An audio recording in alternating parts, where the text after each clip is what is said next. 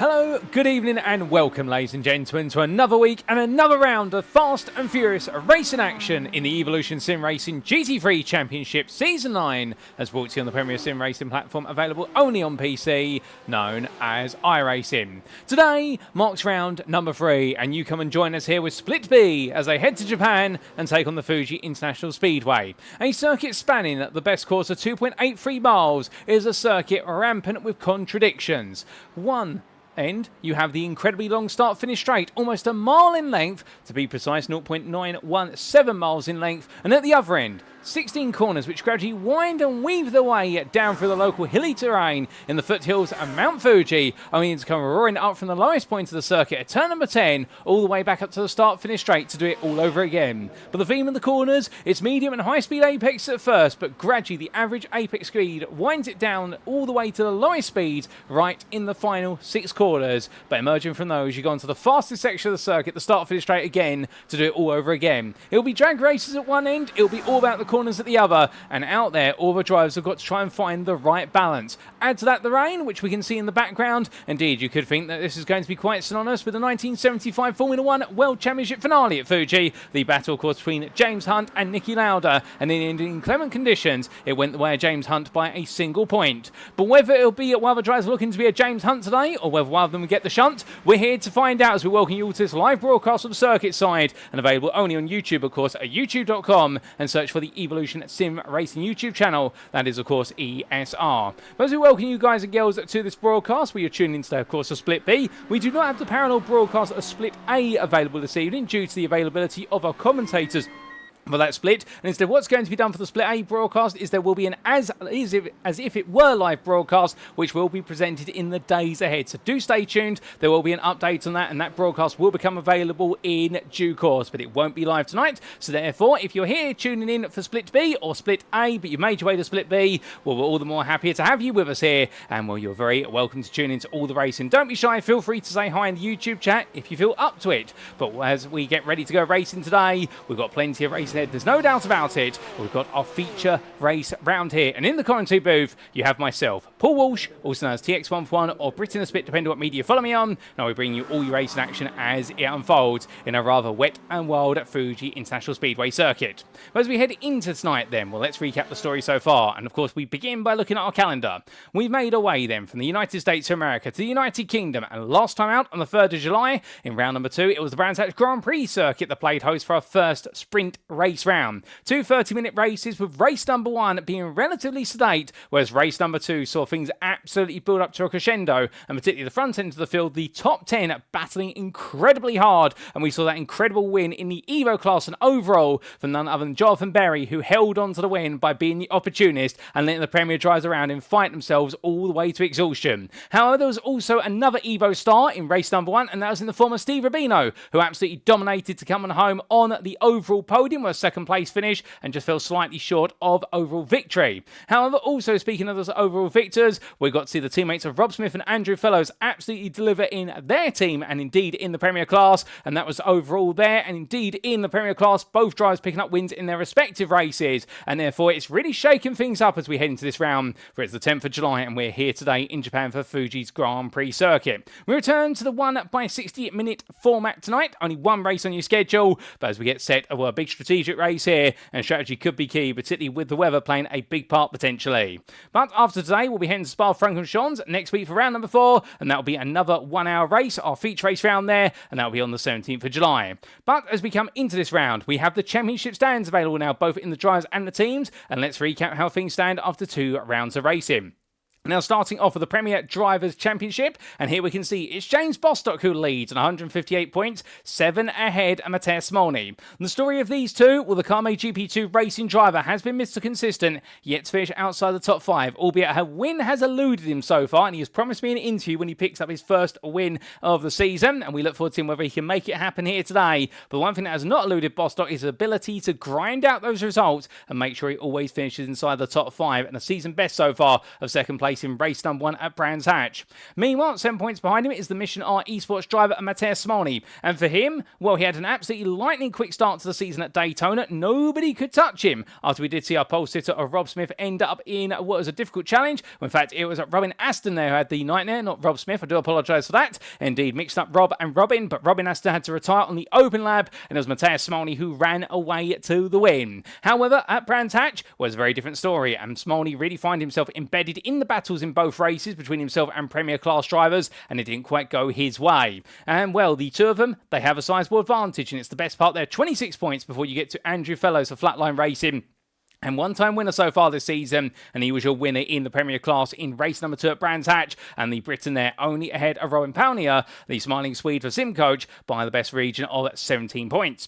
Rob Smith, the teammate to Andrew Fellows, then sits in 5th. He was the other man who took victory at Brands Hatch in race number 1 of the day. And then you have Luke Bailey, Dean Sheesby, Mark DeVries, Martin Kenyon, and Robin Aston completing the top 10. But it's very close right now, and nobody is establishing himself as an early favourite, albeit Bostock and Smolny will both be quite keen to try and maintain their status as leaders of the field and potentially make themselves early favourites by pulling further away. Outside the top 10, a further 10 points off the top 10 is Liam Yaniso, the privateer from Belgium, and then we do have John Ludbrook completing your Premier top 12 on 51 points.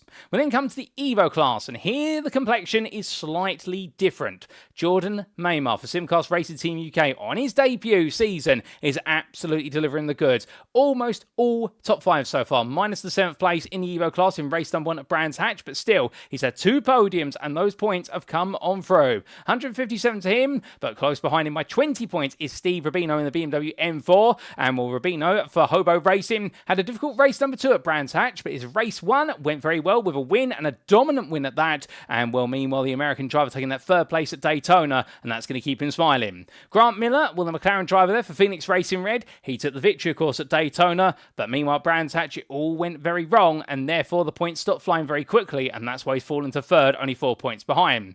Robert Savage for Michelin Esports, well, he's been putting in the good stints in the back of the scenes. However, he's not really been in the spotlight so far, with 2 fourth places and 11th, so keep your eyes out for him. Can he make his way onto the podium today? Then we do have Thiago Reiser, the 9 Pegasus Pantera driver, who's making a habit of finishing 6th on the running order there. I think he's turned that 9 upside down into a 6, and well, we're not wishing him to become 9th any point today, but the idea being here that Reiser will want to move forward there, and well, right now, those 6th places, he won't want to be Mr. 6th place for much longer. Denny Plager for MJK Sim Racing is in the proverbial 6th place and 117 points, a further 3 behind. Keep your eyes out there for the green and black Porsche machine as he looks to try and move into the top 5, and he's ahead of Jonathan Berry, the Michelin powered by Maud's machine, and well, that Mercedes AMG had a dismal day at Daytona, a non-finish, no points scored. Brands Hatch, meanwhile, he was the man to beat, with 2nd place in race number 1 and a win in race number 2, and well, he wasn't too far for Rubino's pace in race number 1, but race number 2 is where he absolutely shone with the top 15 overall reverse grid. Owen Seward in 8th for DXT Motorsports by ORA, he sits a further 10 afield, with Craig Tillotson for Runner Academy picking up a top 5 in race number 1 at Brands Hatch last time out, his best result of the season so far. However, race number 2 didn't go his way, and Sean Clark rounds off your top 10 there for Dexterous Motorsports Zemix. Then a further 19 points behind is Samuel Clark, with Oliver Forsstrom there for Quatermass Motorsport, rounding off your top 12. But then coming on to the Teams Championship here, and starting off with your top 5. Well, right now, these are all the eligible positions for teams that will be taking home trophies at the end of the season, and it is HSR that lead on 278 points, 4 ahead of Michelin Esports, and then we do have Phoenix Racing a further 5 behind. It's very close between our top 3 so far, and it's only a further 10 to Simcoach, who sits in 4th place, and then we do have in 5th Kame GP2, but nobody right now, it would seem, getting an overall advantage, and it could swing any which way as it goes. Outside the top 5, we then come to the bottom end of the top 10, and right now we can see there are 6th place team. They're putting in a solid job. The team of Arthur Turtle, Adam Watson, Joe Newman, and Tim Perry, as they look to try and absolutely move forward there. The Altitude 3M Esports team on 239 points. They're 7 ahead of Flatliner Racing, who have definitely got a heartbeat this season. And then RDSA Esports, the leaders of the championship for the majority of the season in Season 8 until they had it stolen away from them in the final round of the season. Well, right now, it hasn't been the strongest start so far this season, and they'll be looking to try and get traction here today at Fuji.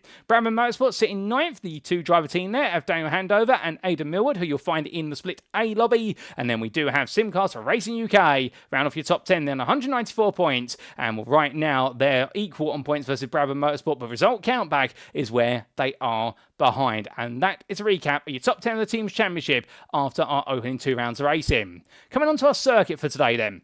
It is none other than the Fuji Grand Prix circuit, located in the city of Oyama in the Sunto district of the Shizuoka Prefecture of Japan. This circuit, as we mentioned earlier, sits in the foothills of Mount Fuji, from which it takes its name. 2.83 miles in length, or 4.55 kilometers in length, depending on your nomenclature, and 16 corners here. And in the modern standard, it's raced on by many an international and national series, particularly Super GT and also GT World Challenge Asia. But it is also home to the legendary F badge of Lexus machinery. And well, Goodwood this weekend most likely is going to see the debut of the Lexus LFR, both the GT3 racing machine and also the road car on which it's based. But this has been the proving ground. It was the very first place where the Skunkworks team in 2007 from Lexus decided, what if we slapped a V8 inside a Lexus IS and elongated the bonnet? And that's where the legend began. And prior to the circuit being owned by Lexus and Toyota, well, it was originally in the hands of Mitsubishi until the end of the 90s, but Lexus have really put it to task, and Toyota with them, in using it as their ultimate testing circuit. And if you're ever wondering where the F badge comes from on a Lexus F model, now you know it's in representation of the Fuji circuit. You can take that to pub quiz.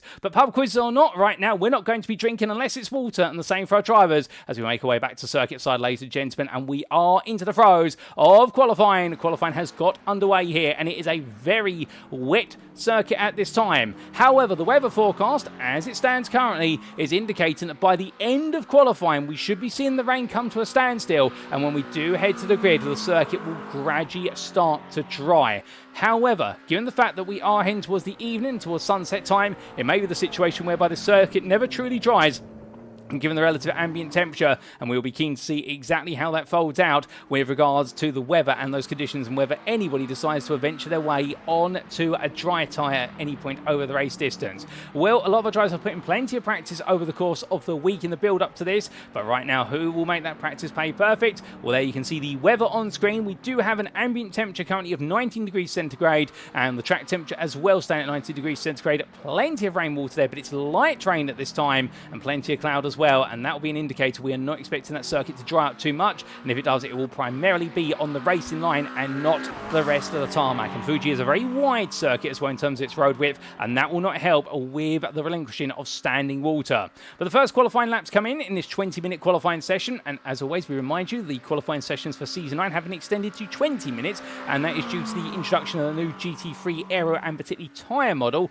whereby the tyres take plenty more laps now to get up to temperature, and therefore all the drivers here will be very keen to make the most of those laps to find that tyre temperature in their wet tyres, and also potentially, even though they're in the close qualifying session, take some water off the circuit there and build up the pace. But laps are starting to come on in, and currently, so far the fastest of the Evo drivers, the man who's put the benchmark up there of a 50.39. He's in 8th place overall, but leading the Evo drivers, provisionally, it's Thiago Reiser, as we see the Brazilian driver here in the BMW M4, where he's looking quite comfortable at the moment. Very sturdy car out there, and one of the biggest gambles as well that our drivers have been talking about up and down the paddock in both Split A and Split B is exactly what setup do you run here. Do you run a wet setup, even though you know the weather is going to dry at some point based on the forecast, and therefore naturally the wet setup will go against you the later you go into the race, or do you run a dry setup but try and manipulate it for wet conditions, whereby you turn the traction control up, you turn the anti-lock braking system up, so the ABS, and also you perhaps add a little bit more rear wing. The only downside of adding rear wing, particularly here at Fuji, is you do have that almost 1 mile long straight,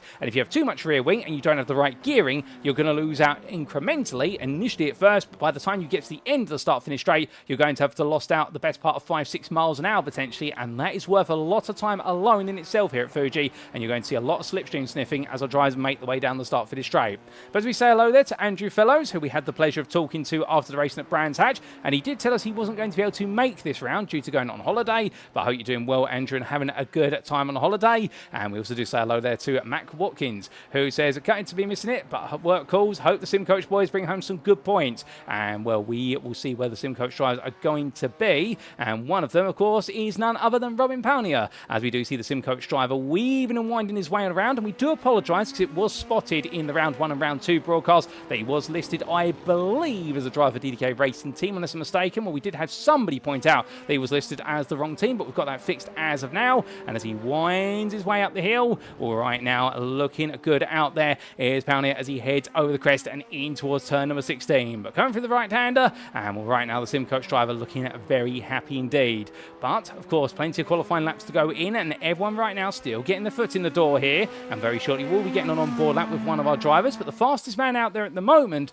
is in the car that normally does go quite well here in wet conditions, or indeed at any circuit in wet conditions, and that is the Porsche 992 of Menno Bloem for Sim Racing Team Lowlands. And well, the reason for that is you could argue the fact it's got the engine in the rear wheel drive configuration for the drivetrain, whereby with the engine mounted over the rear axle, well, the natural thing is that means all the weight's on the rear, and you really drive the car using the throttle pedal, whereby every time you put the throttle down, it causes the engine to bury over the rear axle, and that means you get the best possible corner exit stability. But you still got to do the hard work of getting into the corner, making sure you don't aquaplane your way through the corner, and then knowing exactly when to get the throttle down and have your steering as straight as possible. Otherwise, you'll very quickly find yourself going around, even in one of the more stable machines out there by default.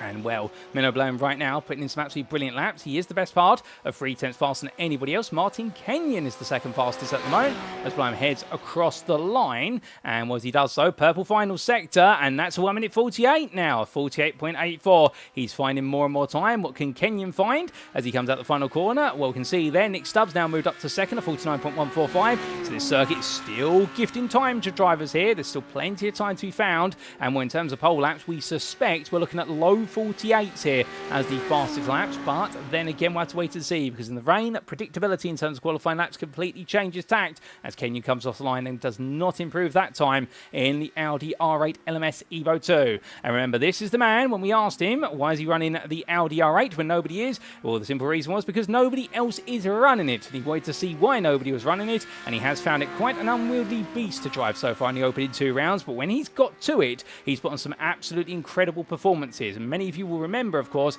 the absolutely scintillating battle in race number 2 of the day at Brands Hatch last time out, where we did get to see Martin Kenyon and Robin Aston absolutely going toe-to-toe over the race distance as they tried to chase after Andrew Fellows, who in the end was able to creep away because Kenyon and Aston were absolutely, like boxers, trading blows out there, albeit doing it fairly. But I think the red mist almost did descend a couple of times, but they kept it calm enough, and we were treated to an absolute delight between the two of them.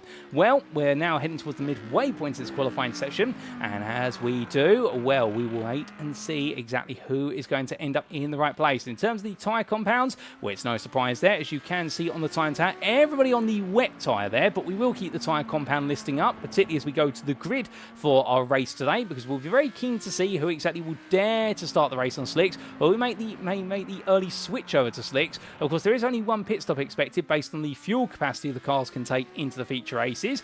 So therefore, you don't want to go too early, because otherwise you'll force yourself onto a 2-stop strategy, and that will cost you even more time. But as Nick Stubb makes his way across the line, the Mercedes AMG Evo, well, right now, Stubb looking quite good at 49.004, a new personal best. He is 2/10 faster than Mark Johnson, and Johnson is also moving up. As Andy Rooney says there in the YouTube chat, 48s are ridiculous in these conditions. And Menno Bloem right now, the man who really is putting in the ridiculous laps, as he has set the only 48 thus far, although we do have Stubb and Johnson getting closer, but nobody else right now able to match Bloem. As we do hit 10 minutes remaining in qualifying, there's no overtime available, so when the clock strikes 0, that is it. They're not allowed to do any more laps out there, and their fastest lap up to that point will be taken as gospel. And we're in the Evo class right now on a 49.577. It's Jordan Maymar, the man who is leading the way in the Evo Drivers' Championship. And, well, as soon as I say that, he's demoted from the lead because Samuel Clark finds a bit of time out there at 49.372. So everybody is still finding time, but a bit of bravery here is not going to go astray. And it's great to see a wide array of machinery. And that's one thing we have definitely seen in the opening 2 rounds as well. If we had to do a bit of analysis, the fact that we do have 10 different GT3 machines available to our drivers, and we are seeing a whole mixture of them inside the top 10 of each of our classes. I mean, looking at Evo, it's a McLaren, then a Ferrari, a very sideways McLaren. In fact, there is Sean Clark, not Sean Clark, Samuel Clark, I should say. We do have a Sean Clark here as well, but it's the battle of the 2 Clarks. But Samuel Clark, they're going very sideways coming out of Coca-Cola Bend, but just about gets it back together before it hits the wall, using the runoff area there of the entry point into 100R. Well handled there from Samuel Clark, and as he brings it back together, as we were saying, McLaren, Ferrari, Mercedes, 3 BMWs, 2 McLarens, then 2 Porsches, and we're just outside the top 10, the Acura Craig Tillerson. It does go to show the variety in the Evo class, and that's before we get to Premier, where we have a Porsche, a Mercedes, another Porsche, a McLaren, a BMW, 2 more Porsches, an Audi, and an Acura, and a Ferrari inside that top 10. We do normally expect cars such as the Ford Mustang front engine and rear-wheel drive to struggle in these conditions, and here's Pete Piver as he comes down in towards the hairpin there at turn number 6, and roaring his way out there through the Kinker 7. Well, right now, the Ford Mustang not with a solid reputation for driving in the wet. It can be driven in the wet well, however, it is a very difficult beast to drive, and indeed many liken it to a boat in the wet conditions, in the fact it has a lot of mass, and it does struggle to shift it as well as some of the other cars, as we do see Piper give us a demonstration there of running a bit deep, coming down through the hairpin, through the Dunlop chicane he comes, and right now the rear of that car really kicking loose. And I think, well, if he hasn't got the traction control turned up, he might be considering turning it up one more notch there to try and settle that rear down. The only downside is the more traction control you have, the more it deadens the throttle response when you do make your way out of the corner and you happen to spin those rear tyres up, and then you practically have no acceleration because the engine is forced to cut out by the system, so therefore it is a fine balancing act. But if it doesn't cut out, then what the traction control system will do is let the rear tyre spin up, and there's a high risk of you going around. So that's where it comes to the driver to try and find a way to get the car pointed in the right direction. But as he makes his way on down here, down at the start-finish straight, well, very shortly we will be getting an on-board with one of our drivers now, because they will be up to tyre temperature, and in fact I believe we are due to get an on-board lap with the man who currently is pushing for pole position, and it is Mark De Vries here chasing after his teammate of Menno Bloem, the Sim Racing Team Lowlands. It comes out of the final corner and goes on to a flying lap. So as he makes his way down the start-finish straight here, we're heading upwards of 230 kilometers an hour by the time he hits the timeline, and he's going to be heading all the way up to the best part of 260 kilometers an hour by the time he gets towards the braking zone for turn number 1 in the dry conditions. But here in the wet conditions, it's going to be about 250 as he now makes his way onto the brakes there just before the 100-meter board, all the way down to first gear, tiptoes it in, chucks the car to the apex, and now back on the throttle gently at first, and let it settle. When it grips up, now flows for the Kinker 2 and in towards turn number 3. Now bringing the car to the right-hand side here, and onto the brakes will go for Coca-Cola at the 50 board. Practically unsighted then. The gleam of the water off of the apex does not help as he comes down through turn number 4 into 100R. Let the car creep a little bit deep. Goes very deep there. Doesn't get it back for 5. Yes, he does, but he has to fight the steering wheel to bring it back together. De Vries there just rolling slightly wide to avoid some standing water. Now into the hairpin of turn number 6. Brakes nice and early there. About 125 minutes will call the apex into the depression. And out of the depression he comes and through 300R. Now here in the dry it will be flat, but I suspect there'll be a small lift of the throttle there through turn number 8 before he's full throttle now down towards turn number 10. In towards the Dunlop hairpin he goes, braking there at the 150 meter mark, all the way down to first gear, right into left he comes here. And as he makes his way through the Dunlop chicane, because we're running the full Grand Prix layout and not the shortcut variant, now coming in towards turn number 13, lets the car go intentionally deep there to give himself a better run out the corner. And now through net bend, a very tricky corner in the dry, even more dangerous in the wet, lets the car straighten out there before going onto the brakes fully. Over the crest of the nets he comes, and now over to the left-hand side here for Panasonic corners. Multiple ways to take this corner in the dry, but in the wet there's only going to be 1 or 2 major lines there, given the flow of water downhill. And out to the corner he comes. De Vries. It's been a very smooth lap, albeit I wonder where that mistake at turns 4 to 5 has cost him a little bit. Well, we will see. In fact, he was in a personal best in the middle sector, so that mistake did not cost him at all. In fact, it gained him time, and as he heads towards the line, what's it going to be for De Vries here? He's currently in 4th place, 3/10 off a pole man, and that is Dean Sheesby at the moment. As he cross the line does not improve, but he knows there is time out there to improve upon. But coming across that line will Dean Sheesby, meanwhile, on a 48.787. Well, it's not going to be the day where the mid-engine and the rear-engine rear-wheel drive cars dominate, because right now we've got a front-engine rear-wheel drive Moonshiners Racing Club BMW that is trying to prove a point, and he is proving it very well as he makes one around here, half a tenth faster than Menno Blum. And well, it's going to be one of those questions now, can Blum react? As we've got Stubb in the pit lane, and I think that's going to be to quickly put on a fresh set of tyres and perhaps a quick splash and dash of fuel, but then he'll make his way back out. But he will be leaving late in the day in the Mercedes AMG Evo to try and improve there, unless he's put all his laps in and has decided enough is enough. And we will see, but from Sheesby, who right now leading the way overall in Premiere, well, Ryan Abbott's is the man to beat in Evo as he comes out of the pit lane. And, well, somebody you haven't quite seen all the way up there in Evo so far this season, but he is definitely making himself known as making his way to the spotlight as he comes out into turn number 1. And, well, right now on pole position provisionally for Evo by the best part of almost a tenth there versus Jonathan Berry. But again, a BMW ahead of Mercedes, and then we have Samuel Clark's McLaren in 3rd, and the Delta between the drivers a tenth apiece there, and that goes to say something as we look back to the overall standings with 4 minutes left on the clock, and you get to see how everyone fits together. And if things were to finish as they currently stand, Abbott would be 6th on your starting grid for the race, and that would be an achievement because he would have 2 Premier drivers of De Vries and Johnson between himself and Jonathan Berry. And I think the task for Jonathan Berry now, as we do look to the Mission R Motorsport driver, is he's got to try and find a way to move himself up a row if he can and put some pressure on, but not by doing that as the rear cuts loose there.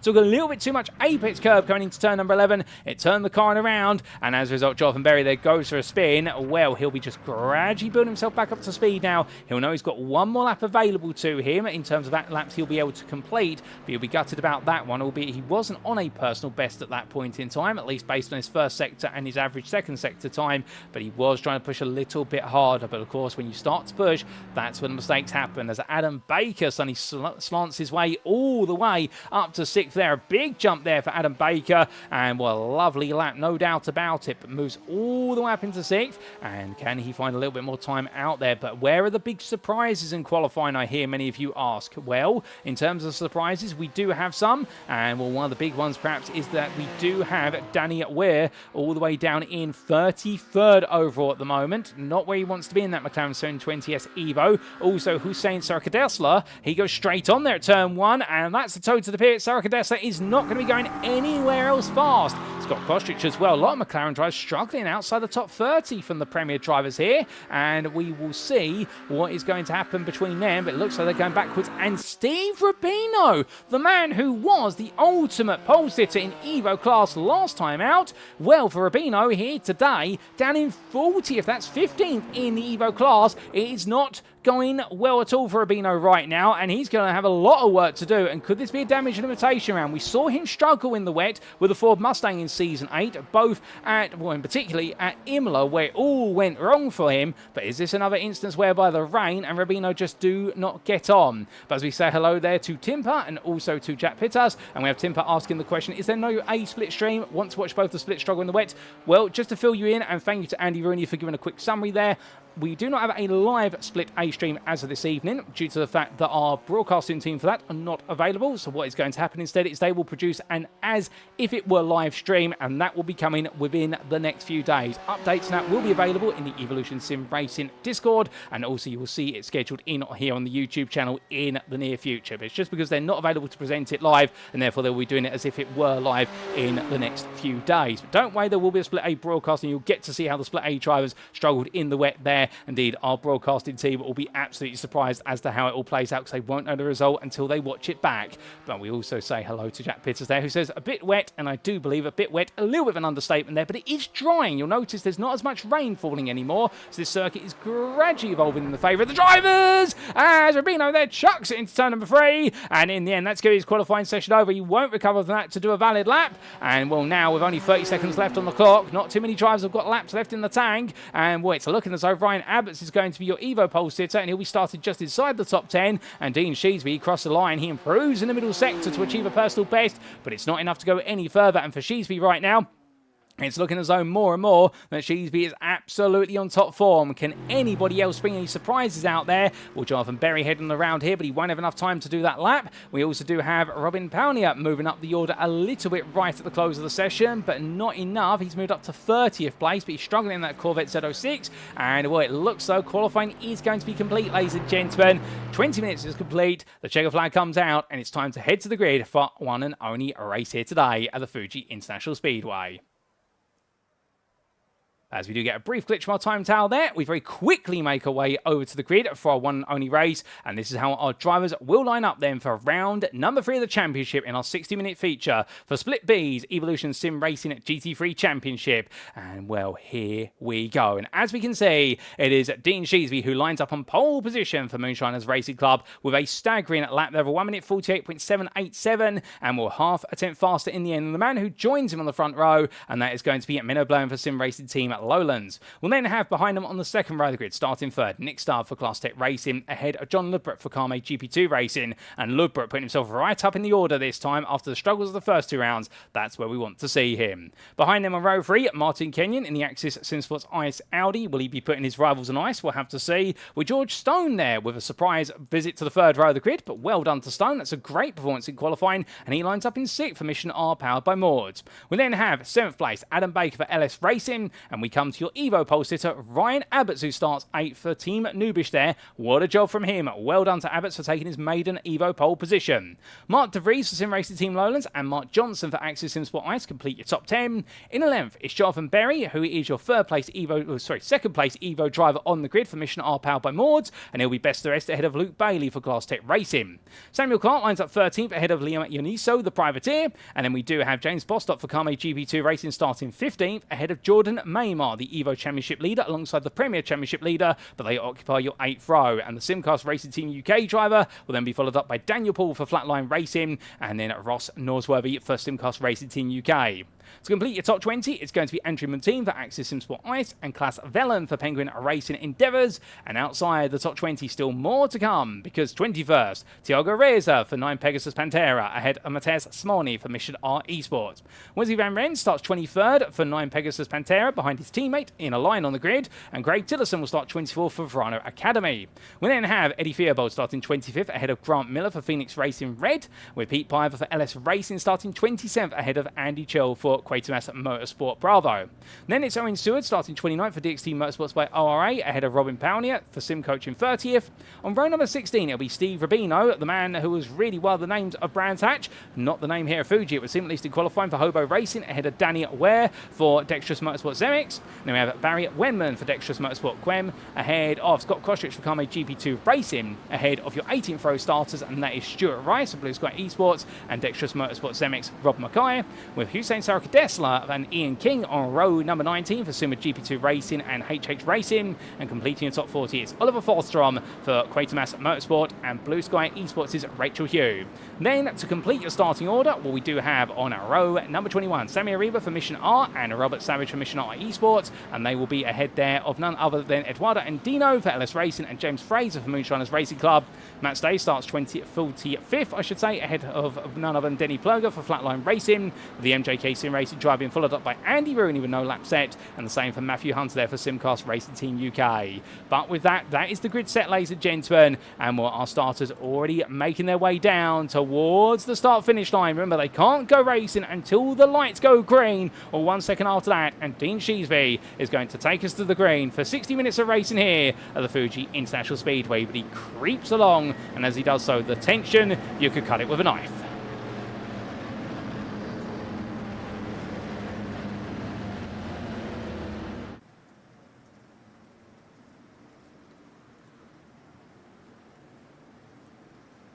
And it's go, go, go for round number 3 of the championship as Sheesby goes on green. And as they roar the way down towards turn number 1, we'll look at the field already. Everyone deciding to fan out here, trying to find some visibility behind the pole sitter. But onto the brakes, and Menno Blum and Nick Stubb will go too wide into the braking zone. A lot of drivers here very tentative into the braking point as they come through the hairpin. And it looks like most drivers at least getting in nice and settled. Samuel Clark there, battling side by side by Maymar and Yaniso. Car running wide in the rear of the picture. Powney's had a bit of a spin further back, I believe. In fact, no, he's just gone very deep there and had to get the car stopped, but all our drivers safely on through. We've had 2 pit lane starters, but all 46 of our grid starters safely on through the opening corner. So now as we do go racing, and it's going to be an absolute brilliant set of battles here, well, we can see that Robin Palnier holding off the charger Hussein Sarakadesla as they come down into 100R, and he'll go around the outside his fellow Premier driver. But from them, Eddie Fearbold now trying to make a bit of progress here as the 7th place Evo driver tries to get past Mateusz Smolny. Smolny having a bit of a difficult qualifying session as well. That's another big surprise that we didn't really talk about,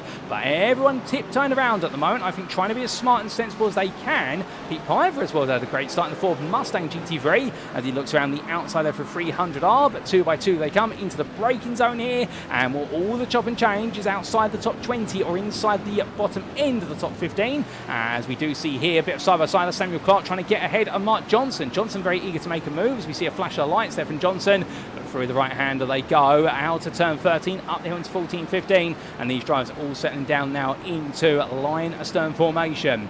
But coming on around and in towards the next bend, well, we can see here everyone's settling down for a brief moment, but very well executed start from all our drivers here. We have had 1 spin for one of our drivers who's fallen to 47th. That was, I believe, well, in fact, no, Wesley Van Ren starting from the pit lane, as I correct myself here. We had a difficult start for Scott Kostrich. He had a bit of a spin, but otherwise, everybody having a good start to this race, and therefore, everyone managing it well. But as we go on to lap number 2, it's Dean Sheesby who leads the field, and then we've got Menno Blum behind him, Nick Stubb in 3rd, and then it's John Ludbrett, followed by George Stone. Stone here battling with Martin Kenyon. Kenyon looking around the outside of the Mission R Porsche driver, and, well, brilliant qualifying performance from both drivers here, but both of them right now trying to fight for the right to be the leader of that 3rd row of the grid, and we'll come in out of turn number 2. It is George Stone who still holds on. Adam Baker sits in 7th ahead of Luke Bailey, and Ryan Abbott, a slow start from him as your Evo pole sitter.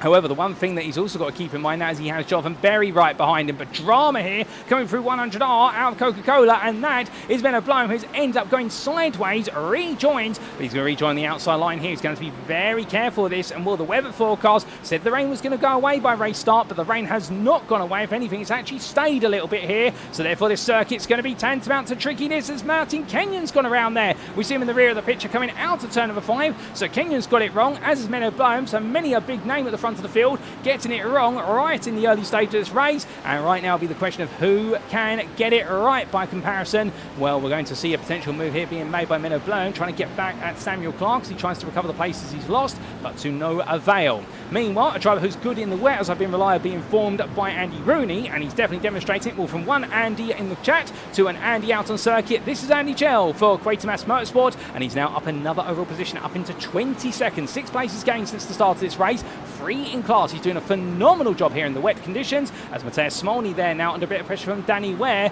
as we're looking around the outside. They're coming into Metz Bend, but he's not going to be able to find it there, as running deep, that is going to be the Acura that I believe of, well, that's not the Acura Craig Tilson that went deep, that was the BMW of Liam Yaniso, and Yaniso coming back and immediately fighting into Panasonic Bend versus Ware, and well, Mateusz Smolny's been able to get ahead of the pair of them as a result of the confusion, and we're heading down that start-finish straight. Smolny now will be trying to latch onto the toe of Chell if he can, albeit it's a distant draft, but still a little bit of draft is better than no draft at all. And well, they come to the end of another lap, but we are seeing fighting each and every way, as Owen Seward here fighting for 8th place versus Craig Tillotson as they head across that timing line. It's going to be Tillotson on the inside in the Acura for Rana Academy. Meanwhile, Seward on the outside here. Who's going to outbreak whom? As Martin Kenyon comes in blazing hot, gets it stopped in time, 3 wide they come out the corner, and on the other side of Tillotson, that's going to be Stuart Rice who avoids the danger, but Martin Kenyon and Tillotson get hooked on each other, and Steve Rubino now picks it up as he makes his way into 10th place, then into 9th place in the Evo class there. I think Kenyon missing his braking marker, and Rubino backing off on the inside of Coca-Cola 9. That's never going to work. They're being that tight on the inside line.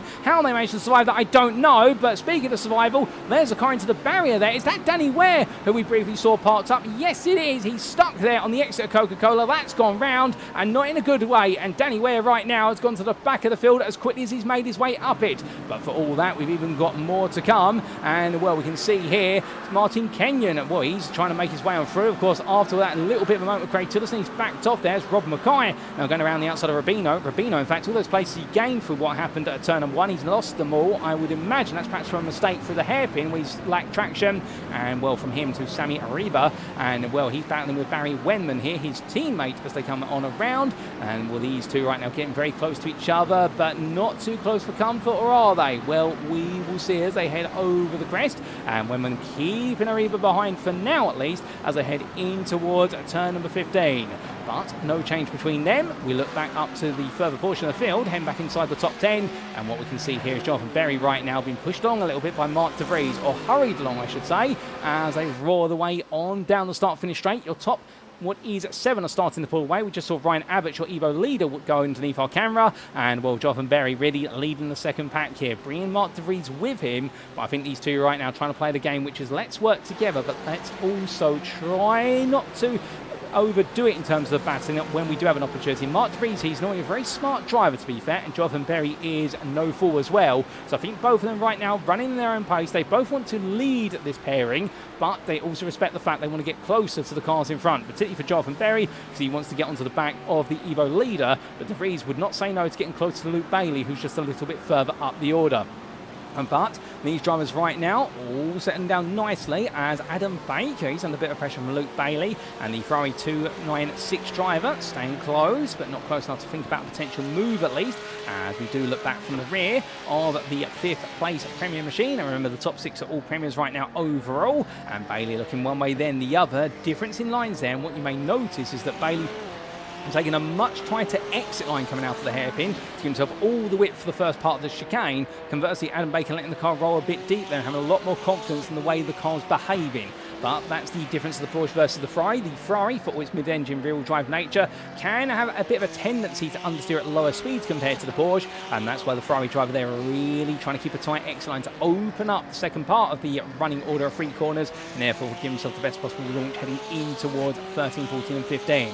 Onto the start-finish straight they go, no change between them for now, and they stay exactly as they were as they bring another lap to a close. But everyone here still keeping their cool. And that's going to be one of the big questions this race, as Andy Chell makes another place here. Well, Chell started all the way down the order. He started 10th in Evo, but right now he is flying out. He's all over the back of Samuel Clark as they make their way down the start-finish straight. Here's an onboard to give you an idea of what it looks like from the dashboard here at Chell. I can promise you in front of him there is a McLaren, albeit it's hard to see, and it is Samuel Clark's McLaren 720S Evo. Clark pulls to the middle of the road there, and Chell, will he go for the dive to the inside for Quatermass Motorsport Bravo? Well, if he's going to go for it here, he's going to be brave, and well, he's going to look inside. Does he get it stopped? Yes, he does. And well, Clark there pitches it out wide. Chell takes a lot of apex curve there. I'm amazed he can find the grip on it, but he knows something that we all clearly don't. And well, Chell right now are really coming on strong in these race conditions. But we'll see what else he can do here, because right now he's definitely enjoying a solid race in a very colourful liveried machine. And down through turns 4 and 5 he goes, as that's a run wide in the rear of the picture from other drives. And I believe that may have been an error there for Owen Seward, unless I'm mistaken, taking a bit of a run wide coming out to Coca-Cola. So easy to do, and Seward goes round there on the XL100R, and everyone has to take evasive action. Seward in the end going sideways, and will roll him backwards in the nick of time. He gets himself back into the racing line and points at the straight line, but Steve Rubino says, okay, there's a door open here, let me in, and Seward says, no, you don't. And I think Rubino trying to be a little bit safe there and not go for too much of a move, worried about what could happen. But speaking about worried what could happen here, well, Martin Kenyon right now will be hoping they can get this move done nice and quickly, because otherwise he'll have Stuart Rice battling him all the way through the chicane. And Rice there gets nice and side by side between him for the Blue Sky Esports Lamborghini Huracan. But in the end, it doesn't work out. Rice does lose the place to Kenyon. And Kenyon right now really on a recovery drive after a good start. All went wrong on lap number 2. Now, we do have some replays queued up for the open lap instance, which we will come back to very shortly, ladies and gentlemen. But first, we've got some more action playing out further down the order, and this is Matthew Hunter here. Well, he started all the way down in 23rd place in the Evo class. He's up into 35th overall, 16th place in class now, and he's battling with Eduardo and Dino, and many a driver who didn't qualify too well in Evo, but they're enjoying the race conditions more than they are enjoying qualifying. You can definitely see now the majority of the rain has stopped falling, and therefore this circuit is now going to very gradually dry out. Track temperature will rise, but ambient temperature will stay low, and that will lead to the interesting question. You can see a bit of a dry line starting to form where the natural racing line is. However, the spray off the back of these cars, it's still very prominent.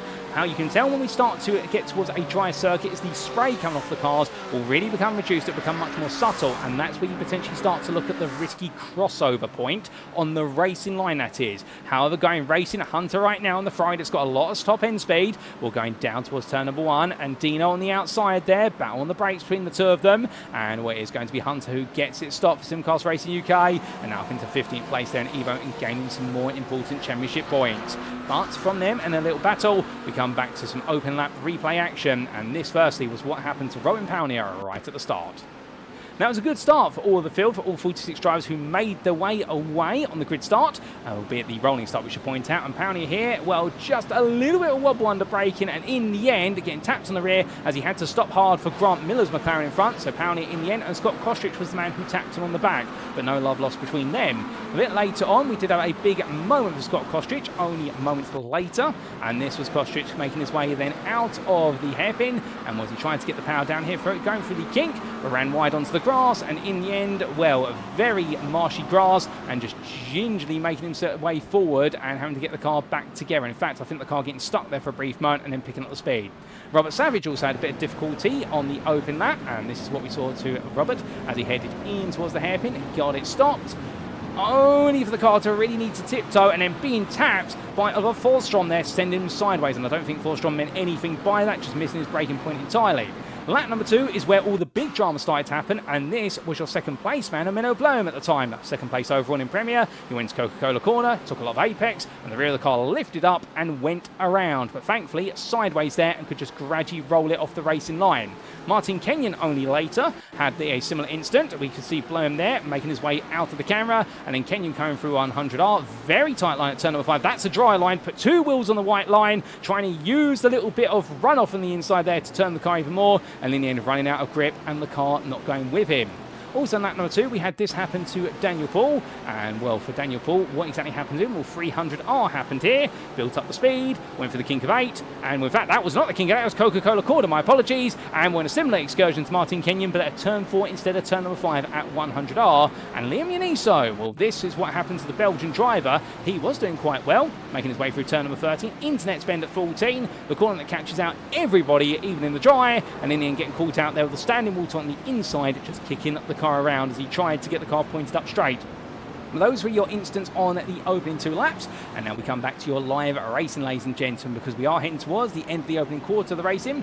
There's certainly more racing to come before all is said and done, and with everything that's happening out there right now, well, we talked about in the midfield a lot, what's happening at the front of the field, and the big story at the front of the field is that Dean Sheasby, the man who put it on pole, albeit by half a tenth, he's very much clear of Minno Blom. However, he's not clear of Nick Stubb, and Stubb here intriguingly taking a very tight run towards the inside wall. Are they struggling with wet tyre temperatures already?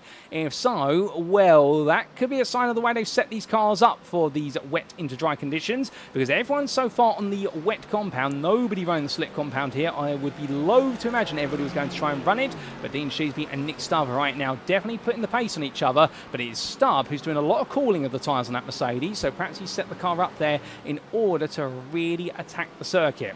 And, well, we'll have to wait and see. John Ludbrook, well, he's in third here, and after the difficulties of the opening 2 rounds, the Carme GP2 Porsche driver will be very happy with the way this is going so far. He's in a very nice and quiet race. In fact, he has got 4.5 seconds to Stubb in front. He's also managing a gap to Stone of a second, albeit Stone is closing little by little. And on that last lap, it was Stone who took almost a whole second out of Ludbrook, so Ludbrook not having a very good lap on lap number 7.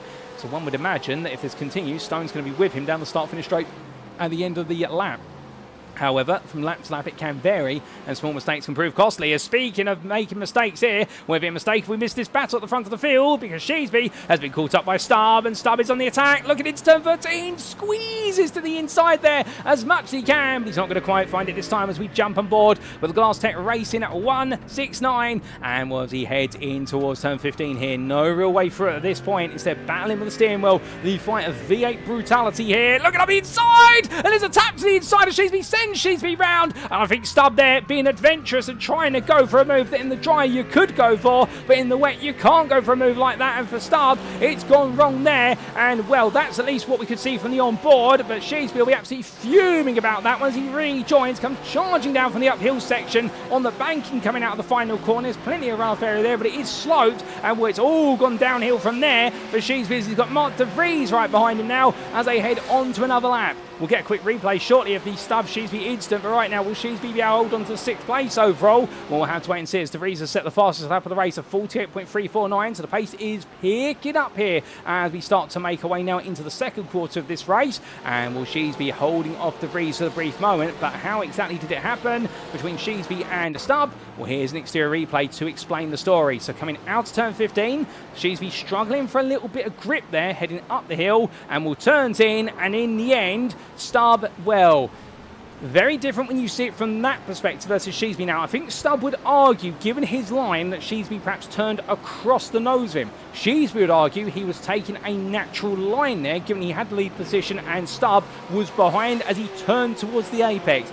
That's going to be a difference of opinion. That's going to be a very tricky one for the stewards to figure out, because in the dry, it is a very different story. In the wet here, where it all comes down to whether it's fault by the stewards of that Stubb would have been able to take that line on the inside, or whether, in fact, he was on a natural collision course with Sheasby coming across. But they've got plenty more data compared to us in the Conti booth. We're not going to do instant analysis here. We're just running our thoughts from what we can see in the replay, but definitely there, Stubb and Sheasby coming to blows. I'm sure they'll be all forgiven about after the racing, and indeed, I think Stubb will look back at that, as will Sheasby, and think, okay, what can we have done better? But in the heat of the moment right now, I wouldn't be surprised in that Moonshiners Racing Club machine, it's going to be sweat and not water that is going to be absolutely pouring out right now, and I think a little bit of red in terms of seeing red may also be there. But, well, you know that Dean is a very fast driver, and he'll get his head down and cool himself down very quickly. Moonshiners Racing Club are not ones to retaliate. Indeed, the only retaliation they do is by getting the result on the circuit. They're heading on down the start-finish straight, and as they come on down, well, we look a bit further back. There's been drama inside the top 10,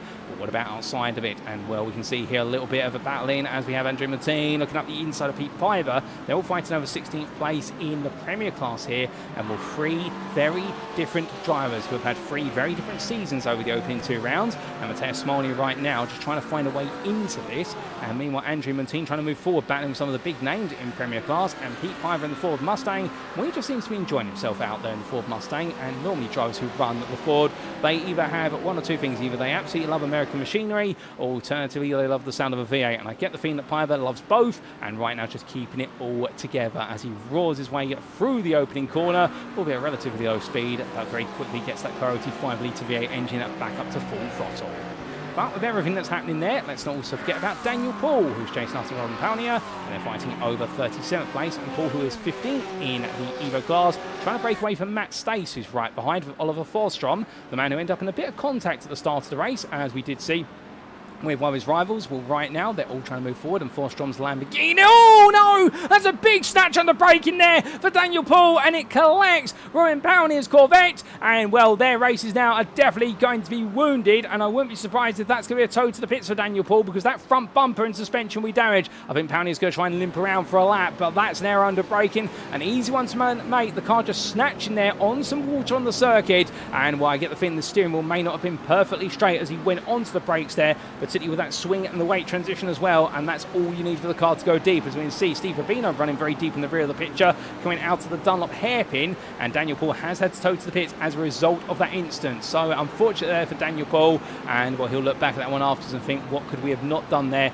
in order to avoid that happening again? But these wet conditions so treacherous at any circuit, let alone Fuji. But it only takes one small mistake, and suddenly your race can go from good to bad to disaster. But right now, going to good to great. Luke Bailey up the inside here of Adam Baker. This is for fourth place overall. Into the hairpin, the battle of the Ferrari and the Porsche. We've seen these two close together for some time, and well, these two premier drivers right now absolutely giving it everything, as it is going to be defense there from Baker into Coca-Cola corners. We briefly lose Luke Bailey, and well, he reappears and then he disappears again. I get the feeling Adam Baker right now doesn't know where Bailey is, so he's backed off there. That releases Sheetsby through. I don't think Baker's going to be too happy about that one, but still for Luke Bailey, well, he's hold on for now as it goes very sideways there, touches too much the entry curb in towards the hairpin, and the Ferrari just lets go there, and I get the feeling the confidence was building for Bailey, but in doing so he made the one fundamental error you never make on a wet circuit. You don't touch the curbs, particularly when they're raised, because when you touch them, all the grip suddenly disappears out the car,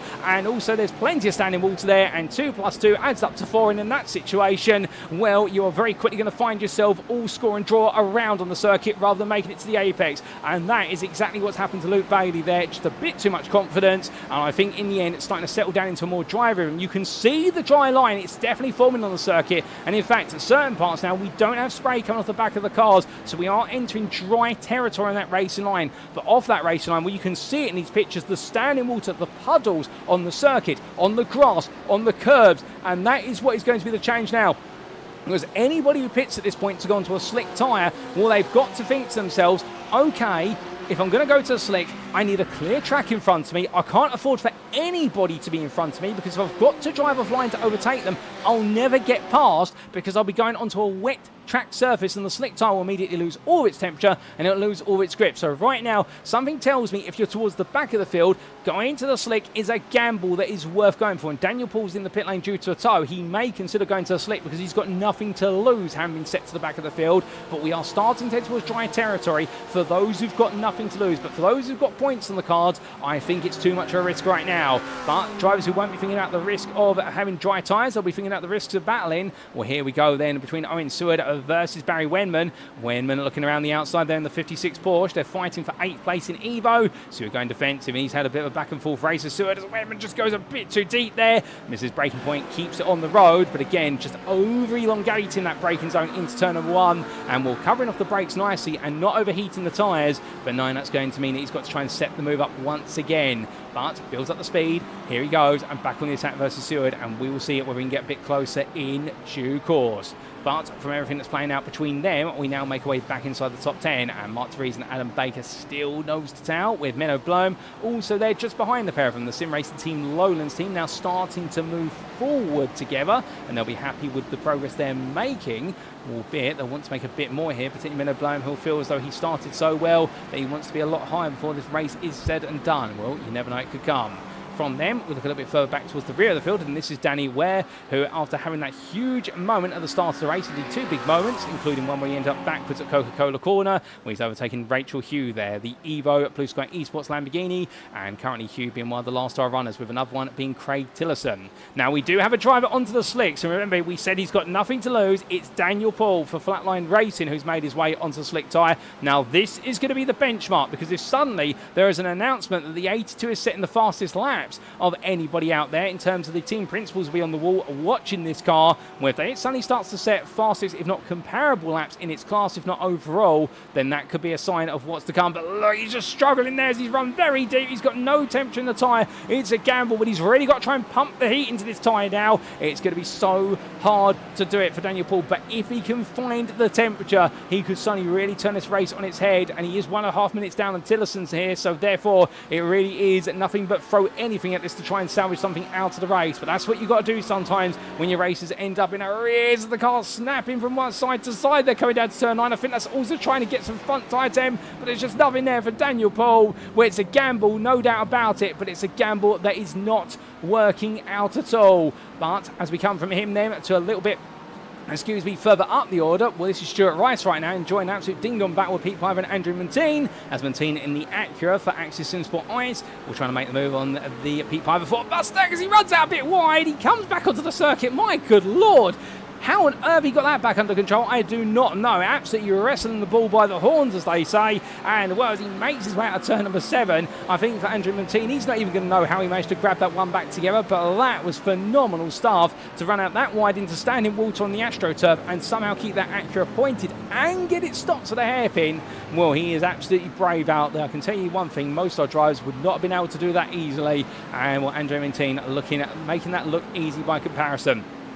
But from a driver who's making it look easy in terms of when it goes wrong, to a driver right now who's having a smooth and easy ride, this is Klaas Vellen in the BMW M4. He's got Martin Kenyon right behind him, and well, these two continue to push each other onwards as much as possible, as Kenyon then the Audi practically sideways coming out of Panasonic corner, such as the behaviour of the Audi, and well, now he's going to try and out-drag the BMW down the straight. The only problem is that BMW is one of the fastest in the straight line based on the current balance of performance, and well, Kenyon pulls back out again, really trying to send the message to Vellen, which is, look, I'm trying to come through here. Can you help me out a little bit, because I am the faster driver? And I think Klaas at this point is going to be somewhat obliging, albeit Kenyon there braking on the white exit line in the pit lane. That is sketchy to brake there, but just about keeping it pointed in a straight line, and Kenyon's still trying to fight this as he makes way for the King of 2. Wellen's not giving up in the Penguin machine as they come in towards turn number 3, and well, through Coca-Cola they go. Wellen defending. He doesn't have to yield the position, to be fair. They are in the lead lap together. They're both in the same class. They are fighting for points, but I think Martin Kenyon was perhaps hoping that Wellen would let him go,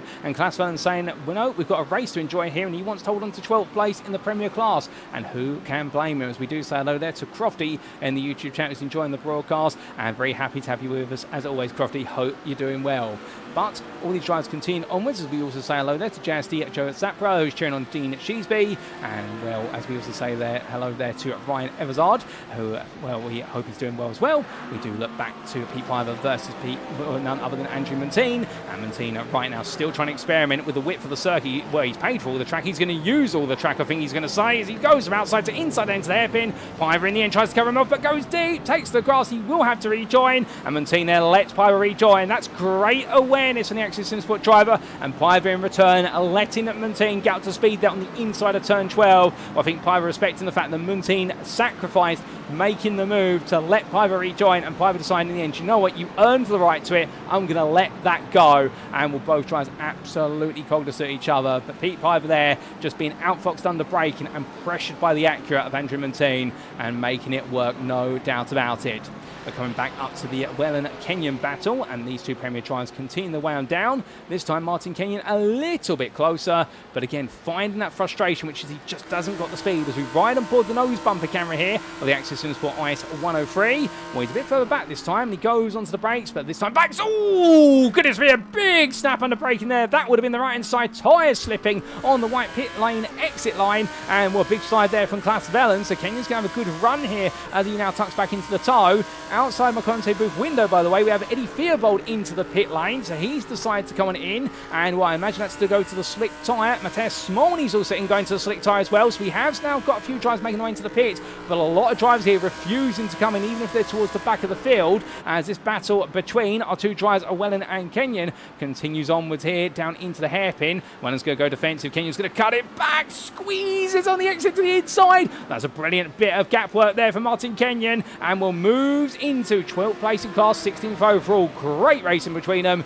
and Martin in the end just simply saying, you know what, there's an opportunity, I'm going to squeeze my way in there, and well, if you try and crowd me down, we're going to be going to the steward's room afterwards, and you're the one who's going to get the finger pointed at you. He knows exactly how to play that move out of turn number 6, and Klaus Welland seeing it in the end and deciding, okay, you've beat me to the apex on the exit, and I can't close the door any further. But fantastic stuff. But as they now make their way towards the end of this lap, will we see anybody else dip onto the slick tyre? Well, Mateusz Smolny has done so, and Mateusz Smolny right now, he's had a spin at turn 1 already, as I understand it. Well, not a spin, I think he's just had a bit of difficulty getting through the corner, now that I'm getting an update in my ear. But as he heads in towards turn number 3, Smolny right now, well, if anybody is suddenly going to be the benchmark of where the slick tyre is pace-wise, you would imagine that Smolny would be, because in the dry at Daytona, he was incredibly quick. At Brands Hatch, didn't quite work out, but as he makes one free, you can see they're still struggling as he heads up the rise. Eddie Theobald the same as well. Oh, no! That's gone very wrong for Eddie Theobald. He's gone round at the hairpin, and I think he has called a little bit of a moment, and that is Jordan Maymar, who's being absolutely compressed there by multiple cars, and that is Tigger Reza and also James Bostock. The three of them all coming out the corner together into the scene of the instant for Eddie Theobald, but they seem to have all survived it. I think we're going to need to get a replay of what exactly happened there between them all shortly. Well, they somehow got through, but Tigger Reza has moved into 3rd in EVA as a result of that, as he goes a bit defensive there into the hairpin versus Jordan Maymar. But the Simcast Racing UK driver falling backwards to a degree, his car round, and that is Rob Mackay. And Mackay has had a spin on the exit of the hairpin, and well, he was all the way down 42nd place to begin with, but it's just going from good to bad for worse for Mackay. Further back, Matt Stace is being passed here by Steve Rubino, and Stace crawling along there for a brief moment. I wonder if he's had a bit of a sideways moment coming out the final corner, and Rubino's just making his way on past. But neither of these drivers yet to pit as well, so both still trying to stay out there on this wet tyre, as we then do have Eduardo Andino battling with Robert Savage. Where is Robert Savage, I hear you ask? Well, he's made a move to the inside for Mission R, and well, will he get it stopped in time? Yes. Will he seal the deal for the place? No, because Eduardo Andino cutting it back there, and Savage just going a little bit too far. And well, things are really still struggling for Theobald, Plager, and also Mateusz Smolny. None of the three who are on the slick tyre are making it work at the moment, and we are heading towards the end of the fuel tanks. Wesley Van Rens, who started from the pit lane, mind you, well, he will be doing a second stop at some point, so we can't think about where he is on circuit in terms of his strategy. But what we can do is we see James Fraser's gone around there. They're all continuing to struggle, whereas the pace and the confidence is coming up out on the circuit. Naturally, everyone's pushing harder and harder, but the problem is the more confident you get, you start to get overconfident, and that normally is your downfall. Luke Bailey's into the pit, and I wouldn't be surprised if we see a lot of drivers start to get ready to come into the pit soon, because we do have the best part of what is half an hour of racing still to go here. And well, all the drivers right now midway point, the fuel tanks do normally in dry conditions last the best part of 30 to 40 minutes of racing, but nobody wants to come in until they can get to a slick tyre, if they can. And that is also going to be the hard part. If it's not slick conditions, when you come into the pits right at the end of the fuel tank, do you gamble the slick tyre, as that is Rachel Hugh round there on the exit of the hairpin, or do you go to the wet? The wet will be safer first, but the problem is if the circuit does dry up enough, the wet tyre suddenly becomes redundant. It will overheat, it will be exposed, and it will lose all grip. It becomes a slick tyre when it's overheated, because you're just ripping the tread blocks off of it, and you do turn it into a slick tyre, albeit with so little rubber on it that it's unsafe and you have to come into the pit lane. So this is the problem that our drivers now have, is when do you make the switch? We've also got night time coming in, so ambient temperature is still dropping here in Japan, so therefore this circuit is not going to dry at a very quick rate. The weather today is absolutely keeping things on a knife edge here between all of our drivers, and this is really going to be the race now of who makes a gamble versus who plays it safe and who makes the right call as a result of that. And well, I think a lot of drivers, they don't want to switch to the slick if they can help it right now. As well, a car from the back, that's Mateusz Smolny, who's still struggling on that slick tyre. It's just not working out for him at all. And well, every time he has a spin, every time he parks up, he is losing the tyre temperature right now. This is compound interest in terms of the damage it's doing to the state of his race, in the fact that he just will not get any tyre temperature as he now makes his way down that start-finish straight. And that is going to be, in Mateusz Smolny's eyes at least, it's going to be a strategy that hasn't worked out, but what else can he do? He can't come back into the pits now and make another pit stop, because he will naturally fall even further down the order, or does he, and then just simply throw it into the lap of the racing gods, what a two-stop strategy will look like, a forced two-stop. Well, that's our thoughts on the strategy there, and goodness me, we have still got plenty of time to see how strategy plays out as Liam Yaniso into the pit lane. Also, with regards to Bailey, where did he come back out? Luke Bailey, well, in fact, Luke Bailey did not make his way into the pit lane. Who was it who did make his way into the pit lane only moments ago? Well, we're just double-checking that statistic. In fact, we might have been incorrect on Bailey. I think he might have cut across the pit lane entry in order to throw a dummy to one of his rivals. Stuart Rice has pitted, it should be pointed out, and Rice has stayed on a wet compound. He has not switched to the slicks, so therefore, Rice deciding to play it safe and gambling on the Blue Sky Esports machine being happier in wet tyre conditions rather than drying conditions. Well, we might see him come through as we do have Yaniso making about the pit lane. Yaniso has gone to the slick compound as he treacherously makes his way on down with trepidation. And as he tiptoes his way out the pit lane, it's a long run, but where's this going to put him strategy-wise? We will see as Jonathan Berry's had a spin. Now, Berry's gone round. He's missed the front bumper as well in his Mercedes. It's all happening everywhere we look on the circuit right now. And, well, it was relatively sedate inside the top three of the Evo class, but Jonathan Berry, with a big moment, it would seem, and going through the Dunlop hairpin into the chicane. He's dropped down to fourth in class. That's promoted Thiago Reiser up into second and Jordan Maymart up into third. Ryan Abbots is in a very lonely lead of the Evo class right now, 7th overall and in control of it. 2.7 seconds is the gap, but those 2.7 seconds he will feel as though are very rewarding to him at the moment. But here's a quick replay as to what happened to Jonathan Berry, overall winner from Brands Hatch, of course. Onto the brakes he went through the corner, got the power down into the chicane, and the rear of the car just stepped loose on him there. Well, just pushed it, and in the end pushed it a bit too hard. And again, it might be where the circuit's drying, perhaps turning the traction control down 1 or 2 settings in order to get a little bit more life out of the car.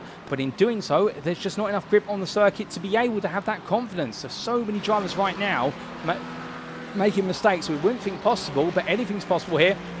And so it's all said and done most clearly.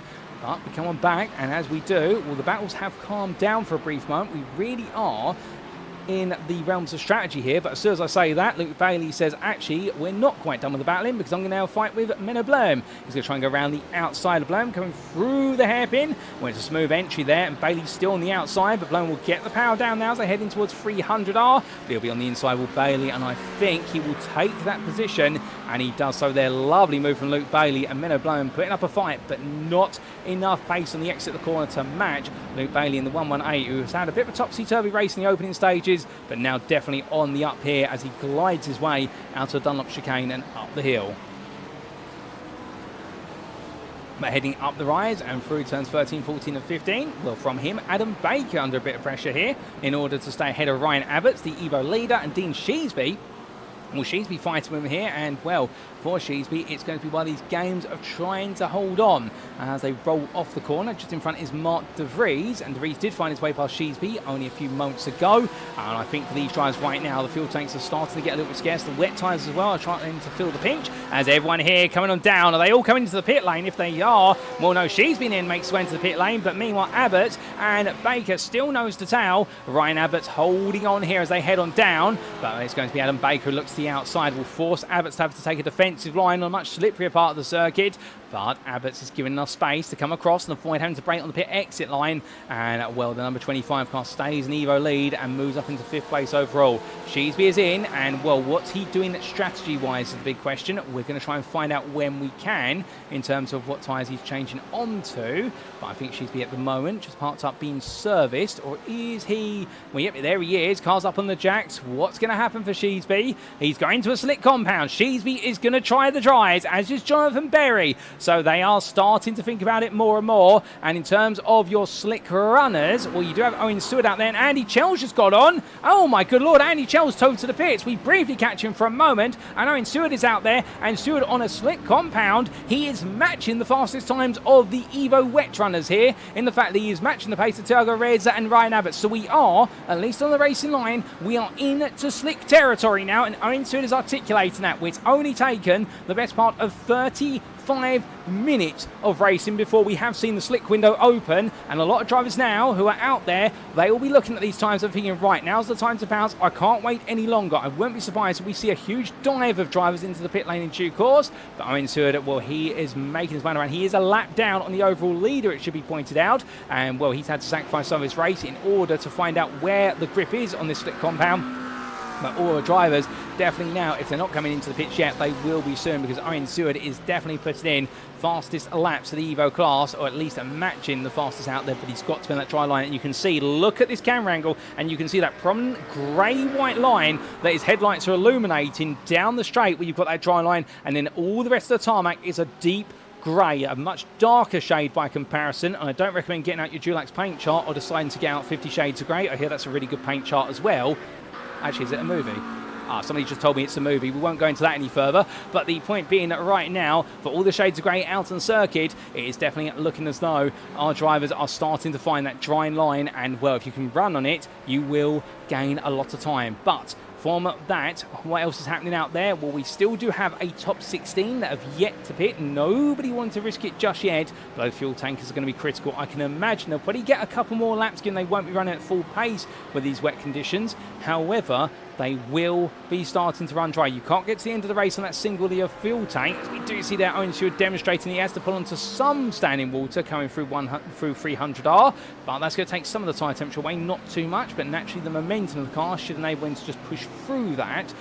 But that is the one thing he's got to be wary of, and anybody who goes to battle on that slick compound, they will be battling on a very wet patch of the circuit versus a much drier surface that their rivals will have, and that is going to be the big question mark, as we see the Suma GP2 driver there of Hussein Serkadesla still yet to pit, battling with Dean Sheesby, who's had his pit stop. Sheesby down to 21st overall, but he will very quickly move forward. He's just got past Serkadesla for 21st place, and now will go after Ian King's a bit further back. And he'll go after Wesley Van Rens next, who is yet to pit, having started from the pit lane. But for Dean Sheesby here, the momentum is building. Adam Baker has come out in front of him. It should be pointed out, there is Baker, and Baker right now is the leader of those who have stopped. He's on the slick tyre, but he is still trying to get some temperature, and that is going to be Wesley Van Rens carving his way past Baker very quickly on a wet compound. But what about Sheesby? Well, he's still got Serkadesla there. Flashes lights, not too happy with something that Serkadesla has done in terms of getting the place back. Ryan Abbots is into the pit lane. Let's look at McConaughey booth window, as is Menno Blum. So they are all starting to peel in. So the leaders here recognising now's the time, but it's going to be a race of survival to the end now for all those going to the slick tyre. And for those who are going to stay on the wet, well, that will be a gamble. They won't have to worry about getting tyre temperature, but will they have to worry about the tyres overheating? That is going to be the opposite question for them, because if the tyres do overheat, well, they'll be forced to come into the pit lane, because otherwise, as I mentioned earlier, there'll be no tread left on the wet tyre, and you'll end up with just a very poor slick tyre, essentially. They'll offer you no grip, and the car will really struggle on power. But as we see there, she's been looking up the inside of Serkadesla, trying to make a move, and making it very nicely, in fact, coming out the corner. A bit of a wobble there as he gets the power down, with Adam Baker struggling for grip out of Panasonic, but Sheesby here now drag racing his way, overtakes the Porsche, but can he out-drag the McLaren? We know this BMW very strong at the top end. The McLaren is very quick on the acceleration, but struggles in 5th and 6th, but coming onwards then, across that timeline they go, and Sheesby here looking for the move. He's going to get ahead of the pair of them, and Serkadesla tucks back in, as does Adam Baker. Now Serkadesla up the inside. Will he get stopped in time? He's going to go very deep into the corner, and Sheesby just cuts it back there. Brilliant awareness from Sheesby, and just simply says, okay, don't mind you, I'll take the place back. And now Adam Baker on the charge here, and these three drivers will Serkadesla yet to pit on a wet tyre. He's trying to hold on to the place as much as possible here, just naturally trying to strip some time out of his rivals. His car rejoining on the right. That is going to be Denny Plurger rejoining from a miserable race at this time, and well, Serkadesla will hold off Adam Baker at least for the moment. But heading up the rise, and from them, well, our race leader, Nick Stubb, he is still out there, 40 minutes complete. He still does have 19 minutes or so to go, plus the final lap, and the Mercedes AMG driver not wilting towards the pits as of yet. I think he feels as though he just wants to stretch that tyre for as long as possible, and understandable, given the fact he's the race leader. There is no pressure on him to have to come into the pit lane, and if anything, right now, if he's the last one to come in with a 5.6 second gap, he has got plenty of time to sacrifice versus John Ludbrook, the man you see here here, and he can really use the rest of his rivals as a gauge as to where the race is in terms of which tyre to be on. So he might as well, he will be the first driver who passes the pit lane, but until his fuel tank is literally saying you've got to come in, he might as well wait and react to what Ludbrook and Stone do on the lap technically prior to when he can come in, because of the fact Stubb will be the leader of the race. But with the faults there of Stubb, what could be going through his mind? Well, Ludbrook has got one thing going through his mind right now, and that is outrun this man, George Stone, the Michelin Eastwatch driver, who's still with him as they come down towards the Dunlop hairpin. And Stone has been putting in some good laps. However, the lap times between these two, they have oscillated back and forth for some time, to be fair. And to put you in the frame of mind where the lap times have been, well, there you can see as he makes his way up into turn number 13, looks like the inside Ludbrook, but not close enough. But Ludbrook's times, by comparison with Stone's, Stone has been the faster driver previously by a couple of attempts on average. And then suddenly, the last lap, he had an absolute nightmare of a lap that reset all the progress. And Bailey behind, well, Luke Bailey, that is, he is 11 seconds back. He's absolutely flying as well, but he has had a couple of moments as Luke Bailey that have cost him the time. But the point being here right now that John Ludbrook may not have the pace versus Stone, but he's got the track position, and I think George Stone knows this. And is that a sign of him peeling to the pits? Yes, it is. He'll duck into the pit lane here because he is flying for the pit entry line, and Stone comes in. He decides he's going to get it done through strategy versus Ludbrook, and this will turn the screw. I mean, that Ludbrook now has to put in effectively qualifying laps on old wet tyres on a drying circuit. Well, you do the mental maths there. That's a lot of complex mathematics he's got to do in terms of working out exactly where he can get all the pace in the lap. We've got Luke Bailey in as well. Mark Johnson doesn't come in, neither does Ross Norsworthy, and Norsworthy has been one of the big stars of today. He's gone under the radar. 9 places gained in Premier, 14 overall. However, we should caveat it with the fact that he is ahead of some drivers who have pitted versus he has yet to pit. But Norsworthy has really come through the field in this one, and I wouldn't be surprised if we see a top 15 finish overall and potentially a top 10 in the Premier class from him, because he's definitely deserved it based on the race he's been demonstrating. James Bostock as well has come behind him and through with him, and both drivers having difficult qualifying performances, but their races have been very different to the contrary.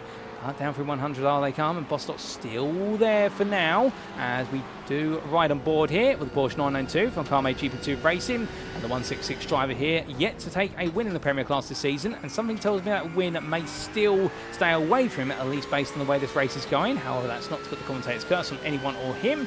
He is looking quite close there as he makes a good exit out of the hairpin. Norsworthy, again, you can see the difference in that Ferrari. Doesn't hook up as well on the corner exits, particularly at low speed. Medium speed corners and more where the Ferrari will match the Porsche. But Bostock just taking his time here, and I think just trying to save a little bit of fuel as well, just trying to maximise this fuel tank and the stint with it, so that way he can go as late as possible into the slick time, let everybody else who has gone into the pits do the hard work of dislodging the water off the circuit and help himself to drive the circuit a little bit more as he comes up the hill in towards the next bend. You can also see there just in front Johnson still just holding a second over these two, albeit Norsworthy really not comfortable in these low speed corners. Again, the Ferrari very different machine as Bostock there going much later on the brakes, just missing the rear of the Ferrari 296 in front of him, but that's the difference in lines and the difference of confidence levels, and something tells me that Norsworthy may be pinning to the pits as he brings the car over. Johnson's in, Norsworthy's not. He's going to carry on for at least another lap. Bostock carries with him, and we're heading on down, and well, Johnson there very slow into the pit lane compared to some of his rivals, perhaps not knowing exactly where the best way to go into the pits is and being cautious, but you could see there the fact that our Ferrari driver, who is now your race leader for at least the lap of Ross Norsworthy, decided he weighed the toe. Nick Stubb, intriguingly, has coming in, so perhaps he's got the confidence that he needs to make the switch over now to the slick. John Ludbrook's coming behind him, and Mark Johnson a bit further back. We have got some progress. Oh no, that's not progress there, that's regress being made by Martin Kenyon, who's gone around. And who's that with him? Is that Ian King? Yes, that is Ian King. Both of them have gone around. King, well, he was making some silent but progressive racing out there, as that's also Jova Berry that's gone round. And the man who was chasing down a podium here in the Evo class, it's all suddenly gone backwards as quickly as it's been going forwards. Well, he's got a nice 30-second gap to Matt Stace. Stace is yet to pit as well, it should be pointed out, but Jova Berry right now, that's a surprise and not a welcome one to be certain. But what exactly happened to Kenyon and Ian King is the big question we have to ask. And well, without further ado, I think we are going to get a replay of it, and here it is. Now, this was only moments ago. Ooh, that's a big slide there coming down through 300R and the apex with the exit turn number 8. Behind, that was a mistake for Yaniso getting caught up behind Kenyon. Oh, and they all collect each other. Yaniso then just becoming literally a passenger in his own car, and Liam Yaniso just losing it there behind Kenyon and also what was Ian King, and collecting the two of them. Immediately tried to tow to the pits as quickly as possible, and Jonathan Berry just going around there on the exit of the chicane. Well, the latter half of lap still catching out many a driver, all of them, we believe, on the slick compound other than Ian King, so therefore that dry tyre definitely proving very prickly out there, as James Bostock has taken the lead of this race, and in fact he's taken that off of Ross Norsworthy, bypassed him out of the circuit. So Bostock leading for a brief moment, but he will give up the lead surely, because George Stone is only 32 seconds behind and is on a slick tyre, but Bostock going the longest of everybody out there on his opening stint, and will, after a grand total of 25 laps, he has to complete the journey to the pit lane with Ross Norsworthy not too far behind. Now, in theory, George Stone, who's jumped ahead of John Ludbrook as a result of strategy, he pitted a lap earlier because he probably felt that Ludbrook was holding him up and he had the pace to do it on the slick tyre. Well, Stone surely is now going to take the lead in this race with only 13 minutes left on the clock. New fastest lap overall of the race coming from Samuel Clark, a 46.117. The Evo driver has put in a very quick lap, and indeed we are on the slick tyre now. That slick tyre has come alive here in the final really 16 minutes of this race. And that goes to show you the fact that everybody who stayed out there for as long as possible, as a new fastest lap now for Dean Sheesby, overall a 45.87. That is a staggeringly quick lap from Sheesby. He's got his tyres up to temperature. He pitted about 5 laps ago. Well, he had some mistakes, he had some moments, but he's now back up there. The only problem for Sheesby is the fact that he has got a 6.4 second gap to close down versus George Stone, and he's got to do it in 12 minutes plus the final lap, and he's got to do it quick because Stone right now is still trying to get tyre temperature.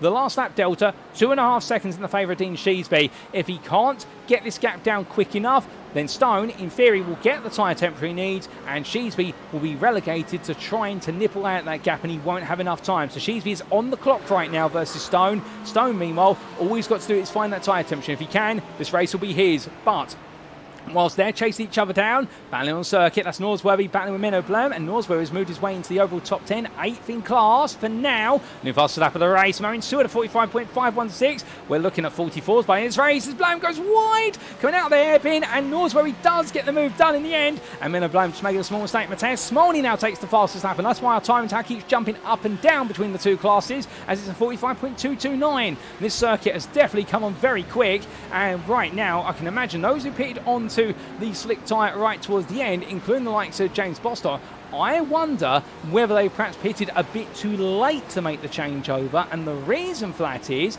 yes, they'll have track position, but now they've got to get heat into that tyre. It does come preheated, it will come out of blankets to be put in the car, but the problem is they've now got to use at least 2, 3, perhaps even 4 laps to get the rest of the temperature pumped into the tyre, whereas the guys who decided to go to the dry tyre earlier, they have now got the tyre temperature, and that is why they're banging in laps. A 44.32, oh my good lord, I thought it was going to go to a 44.9. Dean Sheesby, a 44.329. 2 seconds stripped out of George Stone. Sheesby could do this. He could really close this down. He's just slashed another 2 seconds out of Stone's lead. If he carries this on at this rate or not, in the final 5 minutes, he's going to be all over the back of him here. We've got a chase on, and John Ludbrook, meanwhile, in third. Well, he can't really do anything about that, but he is pulling away at 1.5 seconds a lap versus Nick Stubb. Those who went the long route, Stubb, Bostock, etc., they've all gone too long. They haven't quite cut this right in terms of strategy, and now they've got to try and get some life back into the tyres. Meanwhile, in the Evo lead battle, it's all coming alive here because Ryan Abbots, who looked absolutely glued on for the win, it's BMW as Abbots goes deep, and as he does, he runs out wide at 100, and Diego Reiser takes the lead of this race. Well, now it's going to be to 93. Can he bring it all the way home?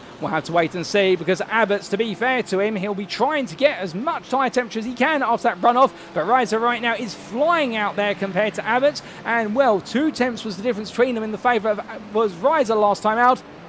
And if he carries on this way, Tiago Reiser could be on course for his first win. He was denied it at Daytona due to an early race incident, despite the fact he was an absolute speed demon in the US of A. But here in Japan today, he is really right now flying on a storm, and the 93 driver here is looking absolutely clued in. But we'll see what can happen before it all is over, as Samuel Clark, who really and gave us the indicator of when the slick was the right tyre when he's trying to fight his way past Sammy Ariba for 8th place in the Evo class. And, well, coming down through the hairpin of turn number 1, close but not close enough here at the moment at least. He's going to try and make the move in towards turn number 3, but I don't think that's going to come forward willingly there, because look at that dry line. It's a very narrow line. He hasn't got enough width to play with. But looking back to the battle for the Evo lead, well, here comes Abbots versus Reza again. And, well, now Abbots has got to make a decision. Does he peel over? In fact, that's not Abbots. That's behind him is Luke Bailey. My apologies. Abbots under pressure from Luke Bailey. Ertugrul Reza has already checked out at the bottom of your camera screen. Bailey up the inside here in towards the opening quarter. And, well, the 118 driver, the Premier 6th place driver, is now going to intervene in that Evo battle. You can see Abbots there flash his lights. He's not happy about the fact that Bailey's getting in between the two of them. I think Bailey's saying, well, what can you do? Because I've got a race of my own to prove. But from them, looking a bit further back, too wide, sharing the dry line, and James Bostock, I should say, squeezed his way up the inside there of Ross Norsworthy. That was absolutely on the limit there, but Bostock taking the place. And well, we do know that he is a very fine driver in the wet and changing conditions. You'll remember that from season 8 all the way back in Portugal at the Algarve circuit, where if it were not for a very late instant, it could have been a very different story and a podium for him there. But right now, James Bostock driving on the limit and passing Norsworthy. And, well, I think the Ferrari driver there won't be able to believe the fact they practically shared width enough for 1.5 cars. They managed to share it together. And, well, for Bostock, he managed to squeeze them through at Coca-Cola Corner. That is a candidate for overtake of the season there, just through the lack of width for circuit alone to work with. But as Menno Blom gives chase, well, he's going to be watching here and thinking, how can he emulate Bostock, fellow Porsche driver, and the Sim Racing Team Lowlands driver will be building up to this, because right now he just doesn't seem to have as much pace compared to his Carme GP2 rival in front of him. Right, with the closing stage of this race just around the corner, 8 minutes still left on the clock, and lap times are continuing to come on down. And personal bests are being set in left, right and centre. Well, George Stone versus Dean Sheesby, the delta or the advantage that Sheesby has in lap time has been slashed. Stone a 43.75, Sheesby a 43.09. So therefore now it is 6.5 tenths between them at lap to lap. Can Stone get it even closer and give himself the comfort factor? Because there is Stone. There is Dean Sheesby as we come back to your leaders, and you can see them both in that same camera picture, but Sheesby right now may not have enough here to close it down. He may not have enough time left in the race. Based on the maths and the laps they're doing, this lap plus another 3 more will see them to the end of the race. They are almost there, but can Sheesby close it down? This is definitely going to be a chase to the finish, and for Sheesby right now, whatever he's got in the tank, he's going to throw everything at this, and I can imagine everyone on the pit wall and everyone who is a Moonshiners Racing Club supporter will be absolutely goading him on. The carbon strap brake discs are going red hot there as he makes his way down in towards the hairpin. He is leaving nothing left on the table, but he's got to be careful of those front brake temperatures, because if he makes them go too hot, then he won't have the braking force he needs, and suddenly that BMW is going to feel very long in the braking zones to the point where he could end up on the wet surfaces. But Sheesby, he'll do everything right as far as he knows he can, and Stone here definitely close down. In fact, Stone, the gap, 2 seconds coming out of Panasonic here. The gap is coming down so quickly. Sheesby is flying out there. He's set a purple middle sector slap, a personal best sector 1. Sheesby is absolutely on the attack, and Stone right now, I don't know what he's got left in the tank here. George Stone, as he crosses the line then, is a personal best, a 43.6. Sheesby cross line, a 42.0. Dean Sheesby is an absolute rocket right now. I don't know what's in that BMW beyond its flat 6 inline engine, but right now Sheesby is making the difference here. This is absolutely monstrous driving from Sheesby. He is giving it everything as he roars his way around. Nick Stubb, meanwhile, he's still got plenty to fight for in the Mercedes AMG. He's trying to fight for full place in Premier and overall versus Adam Baker. As we say hello to Glass Tech Racing Limited's official account there, a cheered on Nick Stubb. He's trying to get back in. Remember, Stubb was the man who was leading this race, but called it wrong in terms of the pit stop of when to go to the slick tyre, and he went too late, and then he has lost out by comparison. But everyone pushing each other to the limit here right now, as we have had a bit of a moment for Ryan Abbott's return number 1. He's brought it back together, but Mark Johnson's with it, and Jordan Maymar's a bit further back, so he won't have to worry about second place leaving him in the Evo class.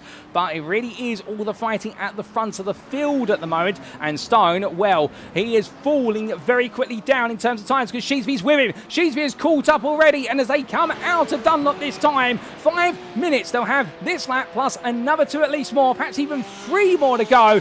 Sheesby surely is going to be thinking about this right now. But for Dean, the man who was leading for so long, and Stone has a big slide. He goes wide. Stone goes wide. And as a result, Sheesby takes the lead. And Sheesby roars up the hill down to Panasonic corner. And surely at this point, all he's got to do is not make any mistakes. He's just got to get away and run away with this. And he is going to become the formidable man of Fuji here as he roars his way with 3 laps to go. Sheesby ahead of Stone, and Ludbrook now 13 seconds behind has Adam Baker for close company. Where on earth has Nick Stubb gone? Stubb's completely disappeared from this. Ludbrook is struggling. They're all struggling out there. I don't think anybody knows where the grip is other than Dean Sheesby. He seems to have found out 41.759 from the race leader. Nobody else is anywhere near close. The next best laps are 42.8 from Stubb, and it's 43s all the way. But I had to hold the fort in there because Adam Baker now looks to move here as John Ludbrook tries to squeeze him onto a wet outside line. But you can see there Ludbrook as well, hand to tempt fate, and then he backs off. He does want to tempt fate by braking on the wet line. Adam Baker moves up into the podium positions overall and in Premier Class. Further back, James Bostock versus Ross Norsworthy. Nick Stubbs also in the mix here, and they're all around each other at the moment. It's just in front of him is a lap down car, and I believe that's the lap down car of Mateusz Smolny there, who's trying to work with them, albeit 90% certain that's a don't quote me. But as they come out of turn 2, well, Nick Stubbs holding off James Bostock at the moment, but Ross Norsworthy and Minno Blom, they're all queuing up together here as we do jump on board the car of Ross Norsworthy and the Simcast Racing Team UK 108 here, well, 109. Well, he doesn't know exactly where he is in this running order at the moment. I think none of them do. I think they'll figure it out at the end of the race. They're all fighting right now for 6th place in the Premier Class, 7th overall. But this race right now has completely swung from one way to another, and well, these drivers are all very quick, but Nick Stubb is just trying to make sure no more places fall away for him because he's had a mistake a little bit earlier on. Well, we'll try and get a replay of that when we can. In fact, I think we might be able to get a replay of what happened to Nick Stubb only moments to go, and well, we'll get it quickly once they make the way into the start-finish straight, because right now we're absolutely transfixed the battling here,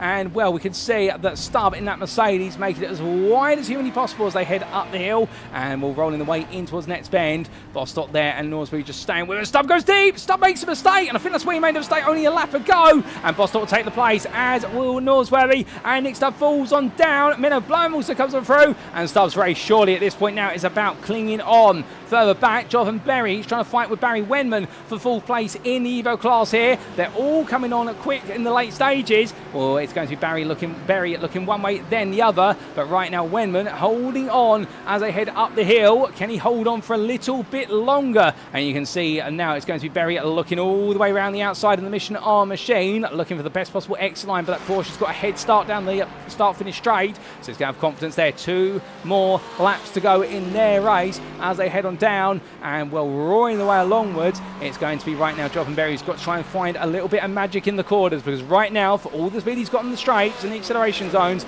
the Porsche Barry Wenman has the grip, and that is where the difference is right now for that 4th place in the Evo class battle. We'll see what comes of them in due course. Other battles elsewhere on circuit, we do have Grant Miller still fighting with old rival from Season 8, Andrew Montine, albeit both of them are lap down. But it's good to see the McLaren 720S from Phoenix Racing of Miller out there, enjoying a little bit of battling, trying to salvage something out of this race, and a little bit of fun and entertainment.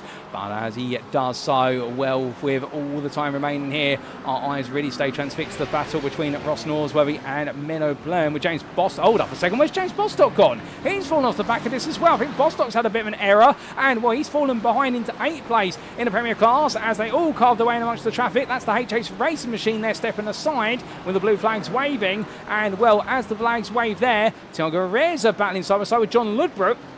And this is your Evo leader trying to take 4th place over Ludbrook here. And well, they're going to have a drag race down as our race leader overall, Dean Sheesby, has already made his way onto the final lap. Rob GT cheering on the Moonshiners and saying great racing to Dean. And well, as they come on down here, will it be Reza or will it be Ludbrook who's leading at 4th place into turn 1? Well, Ludbrook's on that inside line. He's gradually losing the speed versus the BMW. You can see that nose is getting longer and longer ahead on the right of your picture. And in the end, he will beat Ludbrook to the braking zone there. And Ludbrook's not going to risk it because it's only overall position. It's not points that are on the table between these two. But we come to Dean Sheesby. And with half a lap to go here before he sees the checker flag, the Moonshiners Racing Club driver looking absolute control. As here is your second place man, George Stone. And will Stone 2 seconds a lap side. He hasn't got the pace to match Sheesby. Sheesby in the end, I get the feeling they decided to set that car up with a dry setup and optimised it for the wet conditions at the start of the race. And therefore it's naturally come to him. And Sheesby right now is absolutely putting this race to bed. There's no doubt about it. Adam Baker in third. Well, he's got ahead of Reza and he's leaving him behind and leaving Ludbrook behind, but your top three do seem firmly settled at the very front of the field with everything that's happening. Jonathan Berry's now up into fourth. Jordan Maymiles had a bit of a moment, and Barry Webman under pressure here. So these two continue to fight into 100R because Maymiles had a spin, I believe, coming through Coca-Cola corner. We didn't quite catch it on camera, but Berry looking for the move here versus Webman up the inside. Can't quite find it. Yes, he can. He goes for it and dives the inside. But with that, we come back to the front of the field because here comes Dean Sheesby, and as the checker flag gets ready to wave, it's been an incredible drive from Dean Sheesby, one to remember in the Evolution Sim Racing GT3 Championship. Dean Sheesby, take a bow. You are the man of Fuji overall and in Premier Class, ahead of George Stone, who finishes in second. Adam Baker will take home third place overall in Premier, and then it will be Thiago Reza who takes his first win of the season with fourth place overall, but a win in the Evo class. He's absolutely ecstatic. He knows he's done it. John LeBrook will finish behind him, fifth on the road, and then it will be Luke Bailey who are further 4.5 seconds behind, takes sixth place ahead of Ross Norsworthy, and Minnow Blown there in the freeway battle finishes just behind. Nick Stubb in the end has to settle for ninth place. Ryan Abbots is into the pit lane, I think with low fuel. That's going to demote him from a second place finishing class. And 10th for overall, so Mark Johnson will pick up the pieces, as will James Bostock and Jonathan Berry there. Will, on the road at least as listed right now, he'll be third in Evo behind Ryan Abbots, but I suspect that may change. Jordan Maymar will take home fourth place in Evo, 14th on the road, and then it will be Barry Wenman who rounds off your top 15 there with Pete Piver a little bit further back, but between them, Owen Seward there in 16th. Then you'll have the Ford Mustang of Pete Piver taking 17th, and what a drive from Pete Piver, to be fair, came from 27th on the grid in a car that definitely does not like the wet, but he's made it work here, and he's tamed the American horse. And then we'll see Mateusz Smolny, a man who went for the gamble on the slick tyre early on in the race because he had nothing to lose, well, in the end somehow salvages a 12th place in the Premier Class. So some points, but not the points he wanted. And then last but not least on the lead lap, 19th on the road, it will be Samuel Clark there, and well, he'll take 19th, 7th place in Evo class. Goodness me, ladies and gentlemen, as quickly as our lead lap finishers come through, we come back to the man who won today. He's got enough fuel to do a cool down lap and even another one here. And well, as he comes across that line, well, I think somebody's got to tell Dean, you've won. You don't need to keep doing laps. But I think you're right there. He's absolutely clocked in, and who could blame him? And I don't think he can quite believe he has just pulled off an absolutely incredible victory there. Particularly after his contact between him and Nick Stubb in the early stage of the race, I think he would have thought it was all over, but Sheensby in the end demonstrating it's not over until you get to that finish line. The same is said of Thiago Reza. Started 21st. He's finished 4th overall, and he's come all the way through the Evo field to take the victory. Not from the very back, but definitely not from an ideal qualifying position. And as he comes into the pit lane, where it went wrong at Daytona, he wasn't really on the pace at Brands Hatch, but here at Fuji in mixed conditions, he has been up the Rainmeister of the Evo class, and nobody can hold a candle to him. But as they all come into the pit lane, ladies and gentlemen, let's take a look at those race results subject to any stewards' inquiries. And here they are from your 60-minute feature race for round number 3 of the Evolution Sim Racing GT3 Championship, sponsored by Trophy AI Season 9. And this is all focused, of course, on Split B. And as we can see, Dean Sheesby, overall winner there for Moonshiners Racing Club, and all Premier overall podium this time out, ahead of George Stone for Mission R, powered by Mords, and Adam Baker for LS Racing. And Sheesby in the end, well, it didn't quite go the way he wanted it to in the early stage of the race, and Stone gradually ran away with the lead, but Sheesby went to the dry tyre. The setup on the car was absolutely spot on for the transition to the dry tyre, and he was stripping 2-3 seconds a lap out of Stone, and that's how he led the way to victory. And that's why he's taken victory by 6.6 seconds, with the move being made with only 3 laps to check a flag. Stone, to be credit to him, a fantastic drive there. Nothing can take anything away from George Stone, and what a drive from the 178 driver ahead of Adam Baker. And the LS Racing driver as well started in 7th, finished third. He'll be absolutely ecstatic about that. Thiago Reza, the winning Evo driver for 9 Pegasus Pantera, picks home that 4th place there, and what a drive through the field from him. The Brazilian driver ahead of the Englishman John Lebrett for Kame GP2 Racing, who really has turned his season around with a great result here today. Outside the top 5, it was Luke Bailey for Glass Tech Racing, who did well to finish in 6th, fending off the chase of Simcast Racing Team UK's Ross Norsworthy, also Sim Racing Team Loans Minnow Blum, and then we had Glass Tech Racing's Nick Stubb, where in the closing stage of the final 10 minutes, all the wheels seemed to come off the bus for the Mercedes AMG driver and had to settle for 9th with challenges with regards to grip at the back end of the circuit. Mark Johnson round off your top 10 for Axis Sim Sports Ice, with best rest in 11th being James Bostock for Kame GP2 Racing by just going too long on the strategy, missing out on the optimum time to go to a slick tyre and in the end struggling to get back into the race in the closing laps, but still ahead of Jonathan Berry, who was your runner-up in the Evo class as classified, what with the adjustment to Ryan Abbott coming into the pit lane right at the end of the race, but the Mission R powered by Moore's driver taking 12th place overall and run-up in Evo, ahead of Jordan Maymar, 3rd place in Evo class, 13th on the road for Simcast Racing Team UK. Barry Winman for Dexterous Motorsport Quamar, a great job from him to finish 14th, ahead of Owen Stewart for DXT Motorsports by ORA. That was your top 15, and we're not going to dwell too much more on the overall finishing positions, given the points scored in the individual classes, but your top 20 was completed by Pete Piver, Ryan Abbott, Mateusz Smolny, and Samuel Clark, with Sammy Ariba in 20th place, finishing a lap down. And in terms of our non-finishers, let's talk a little bit about them as well. Well, we did see 2 laps down there for Ian King and company, all the way down to Oliver Forstrom, who finished in 34th, and then we did see 4 laps down there, but classified as finishers for both Eddie Theobald and Rachel Hugh. Then we did have the unfortunate retirements of Martin Kenyon, Daniel Paul, Klaus Vellen, Steve Rubino, Liam Iniso, Matthew Hunter, Robin Paunier, James Fraser, Rob Mackay, Craig Tillotson, Scott Cottridge, and Andy Rooney, who couldn't quite make it to the grid due to a technical issue with the car. But going on to the individual finishing positions, and this is where all the points are scored as always, and starting with Premier, it was Dean Sheesby who led the way home for Moonshiners Racing Club ahead of George Stone for Mission R powered by Maud and Ellis Racing's Adam Baker. John Lebrett have just missed out on the podium there. He'll be gutted that he didn't quite get the podium, but still a top 5. He'll be absolutely pleased with that all the same, and a great haul of points. Glass Tech Racing's Luke Bailey there. I think in a different version of the race, he would have perhaps finished on the podium. The Ferrari driver looked very strong, but in the end, strategy just not quite coming to him. And the same for Ross Norsworthy, who made his way through the field very gradually for Simcast Racing Team UK. Strategy worked out there, but qualifying it was not his strong suit. Minnow Blum, Nick Stubb, Mark Johnson, and James Bostock rounded off your top 10 there in the Premier class. And then you came to Pete Piver, best of the rest in 11th for LS Racing in the Ford Mustang that seemed to struggle in the wet, but he wrestled it to an 11th place finish and got some key points. Head of Mateusz Smolny for Mission R Esports, and there was a lap down there to Suma GP2 Racing's Hossein Sarkadesla, as it was to Mark De Vries, Wesley Van Rens, Stuart Rice, and Danny Ware, with Ian King 2 laps down there for HH Racing ahead of Andre Montine, and then we did see the retirements of Martin Kenyon, Klaus Vellen, and Liam Yaniso, and also the retirements, oh goodness me, the results there decided to do a bit of a hiding act, we do apologise for that, Rowan Paunier, Rob Mackay, and Scott Crosstridge. Then coming to the Evo class, last but by no means least, and here we saw Thiago Reza taking the win for 9 Pegasus Pantera, and on his 3rd round of the championship, he's finally brought home his first Evo win of the season. Jonathan Berry for Mission R powered by Maud was 13.5 seconds behind, and Reza was absolutely in a class of his own today in the conditions, albeit Berry's spins cost him a shot at the win, but still making sure he didn't lose 2nd place, and that's important. Jordan Maymar round off your top 3 there for Simcast Racing Team UK, and his consistency is infallible so far this season. Keep your eyes out for him as the season goes on, because he's definitely putting in some great drives. Had a Barry Wenman for Dexterous Motorsport Kumar, and what a drive from Wenman in the end to make his way from 33rd on the starting order and outside of the top 5 of the Evo class into 4th place.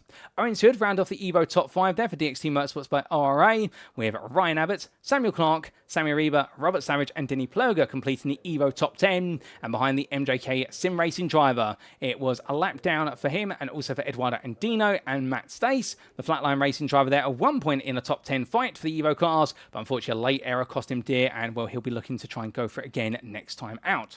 It was 2 laps down to Phoenix Racing Red's Grant Miller, who's previously struggled in the wet conditions in Season 8, and those struggles seem to continue, ahead of Quatermass Motorsport Bravo's Andy Chell, who was looking lightning quick in the opening 20 minutes of the race, until a mid-race instant sent him all the way down the order, and well, Oliver Forstrom there for Quatermass Motorsport, not having a happy day at the office in the Lamborghini Huracan Evo.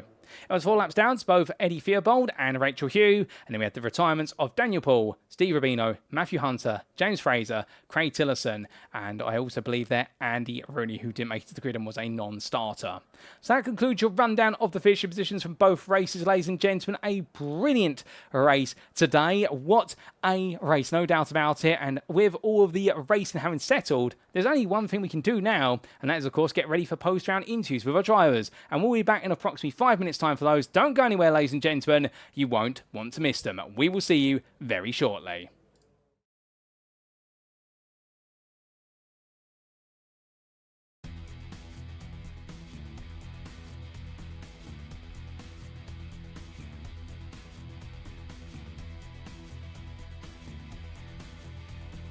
Of the green flag, and there we go. Tristan immediately getting the jump on his teammate Luke Lucchese, and he's going to have to go the long way around the outside. It's not done yet because Luke will have that favoured inside line going into turn one, side by side.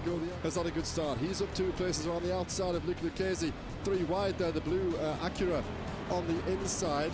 Hayden Phoenix Miller has gone from 4th to 1st in the matter of 1 braking zone there, and he will carry these drivers now down in toward turn 4. Great start there for the debutant, who had strong qualifying pace, and now he might be up with an opportunity of making that stick if he can get the clean air in the next, and Plug could have a good run here. Let's ride on board. How does the Noblica defend going into the chicane? Is Plug going to do that tactic where you just stay there right until the last Noblica moves over to the entry into the chicane? Good driving. That's a wobble by Tristan, and he's off the road. He's going to lose the position. Is he going to stick up the inside? No. And is Justin Eloff going to fancy his chances? No, he stays. Watkins Glen, and to have only 9 minutes till we reset and go again gives the drivers a bit of a moment to pause for thought, because how are you going to manage this especially if you're 3 wide down the main straight?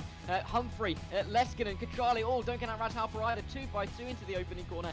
Outside line taken for Humphrey. He's lost a little bit of time on the exit though, as it looks like it's a better run for Kalle Leskinen, the leader now in that pro class, as they run their way up the hill through 2 and 3. It looks like Raz Harper's got the best run, and now we could see both elite drivers come through on both pro drivers.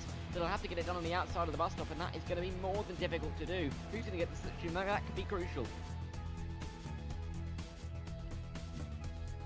One hour will be on the clock as the pace car is about to roll back in. GT3, so many of them about to get racing. GT4 is just in behind as well. A brand new season is about to get going here at the Saxon Ring. It's ESR's GT European Championship, and Anton Kalo will lead us to green for the opening time this season. Jason Baxter and Jenny Tehar just in behind as the lights are on. The green flag flies, and there's a couple of drivers pulling out immediately of the pack. 3 wide, nearly 4 wide into the opening turn, with Denzel Clarkson trying to find an inside line. Jenny Tehar as well. More, he's got Craig Hewlett in P11 just coming down the pit lane now with Henry Garcia, so this is going to end up being quite a tight battle. If they're going to also have Pedro to deal with, who would just be coming out in front of them. Yeah, he's a little bit further down the road, so these two are going side by side through a very, very tricky section. Looks like Craig's got the better of it done for the moment. Seconds in the pit strategy, whether it's a 20-minute overcut, 20-minute undercut, we'll have to wait and see. Meanwhile, Jenny Tehar and Jason Baxter are fighting it out for the lead of the overall race. Baxter trying to make his way through. It'll have to be an outside line into turn 2 where a GT4 sits on the racing line. That's the number 14 that they have to negotiate their way around. But as they run through turns 2 and through turn 3, they don't have to now worry about that GT4 any longer, and can continue working their way down a long way, and it can help you build in things like GT3, maybe some prototype cars as well. But yeah, it's so impressive to see him doing so well at the front of the field. Joe Glass getting himself, his teammate I should mention, as I said. Oh, still judging to that. That's a send from Dave Van Dam very late on the brakes into turn 1, but he's got it stopped in the apex. That's an incredible move. Very, very surprising for Joe Glass to find a car on his inside there, but effective for Dave Van Dam, and he has caught Joe Glass napping.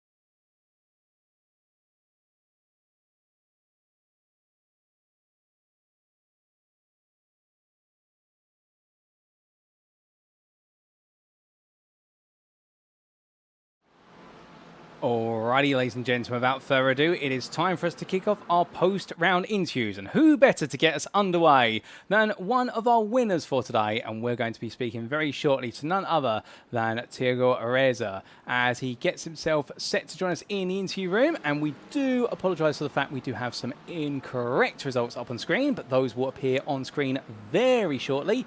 Looks as though we're having a slight technical hitch there, but when they do come through, we will get to talk to the man who really has been the maestro of the Evo class today. And well, without further ado, in fact, let's bring him on in and hear from him. Good evening to you, Thiago, and what a drive from yourself today. It eluded you at Daytona. At Brands Hatch, things didn't go your way whatsoever, but here today at Fuji, you absolutely delivered and have brought home your first Evo win of the season. How does it feel? Hello. It's amazing, honestly. As you said, Daytona, it was my own mistake that cost me a good result. And last week, just nothing worked for me. I don't really like Brands Hatch. But this week everything just clicked. I was good in the wet. I was even faster in the dries. I got the fastest lap as well on the last laps. So I'm happy. Very happy. Oh, goodness me. Well, everything clicked together for yourself, like you say. And, well, it didn't perhaps click as much as you wanted it to at first in qualifying. 21st overall, 6th in the Evo class. What went wrong in qualifying? Just a lack of pace. I'm usually better in the race anyway. And I figured since I've been in P6 so much this season, that's probably, it's just my home now, P6. In class. So it's just like a lack of pace. I was never the best qualifier, but the race pace was insane. Oh, it was. Well, let's walk away from qualifying because, like you say, becoming Mr. Sixth Place if this carries on, and talk about your race. At the start, wet conditions, but a circuit that was starting to dry little by little. Had you set the car up on the basis that it was going to be a much drier circuit at the end, or did you try to play it safe? Just take us through how you'd work the car out. I actually had the dry setup on, so I'm it's a bit weird that I was so good in the wet as well because of the dry setup. And I timed it perfectly with the fuel because I had 0.5 laps left when I came in, something like that. So it was perfect. And then I came out and I saw I think it was Ryan, just about 2 seconds in front of me, and I knew I'm going to get that guy now. Well, it seems to absolutely work out there in terms of the strategy and trying to take it as long as possible. And like you say, working out the fuel as a charm. But what we also got to see is over the race distance, you gradually battled your way on past some of your rivals out there. And, well, in particular, we got to see you make some progress versus the likes along the way of Owen Stewart and Barry Webman. How was it battling in the BMW? Because you had a lot of straight line speed. I honestly love this car so much. It's perfect for me in terms of battling and catching people.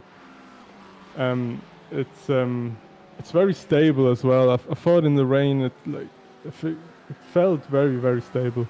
So it was amazing. Honestly, the car was perfect. The race was perfect. Everything was perfect today, except quali. But yeah. Well, it definitely looked perfect out there, no doubt about it. But with everything looking perfect out there, I mean, a great result, a win at long last. And, I mean, how do you feel now that you've got that win on the board? Does it feel like a big relief for it to happen and that now you can really start to get this championship underway? Yes. After last week, I thought, am I going to finish P6 in every race now? But yeah, it's a big relief. I think I'm in that title fight now, and I surely work towards getting that title as well. My teammate Wesley won the Evo Class Championship last season, so yeah, it'd be good to go back-to-back for our team. Oh, well, that's definitely a target you set yourself, and we look forward to seeing whether you could achieve it. Next up, of course, is the Circuit de Spa-Francorchamps. How are you feeling for the trip to Belgium? I love that track. I can't wait. The car feels amazing as well. I've done some practice for the 24-hour race this weekend, even though I'm not racing, but still wanted to do some laps, and it feels really good. So, yeah, can't wait. Oh, fantastic. Well, we look forward to seeing what you can do at the circuit, the Spa-Francorchamps. But just before we do let you go, is there anybody you'd like to give a shout out or a thank you to live on the broadcast this evening? I want to shout out Bostock, James Bostock, because he said because of the whole stewards thing where I got spun around last week, and I said, oh, now I can just drive aggressive. I know how aggressively I can drive, and I kind of botched my way past him a bit, but that was fun. So if you're listening, James, hello. I'm sure James will appreciate that, and I'm sure he might give you a cheeky word after the racing's all done today, but still, I'm sure there's no love lost between the two of you. Tiago, it's been an absolute Yeah, I can pleasure. see the text messages coming already. Well, it's been same to you, mate.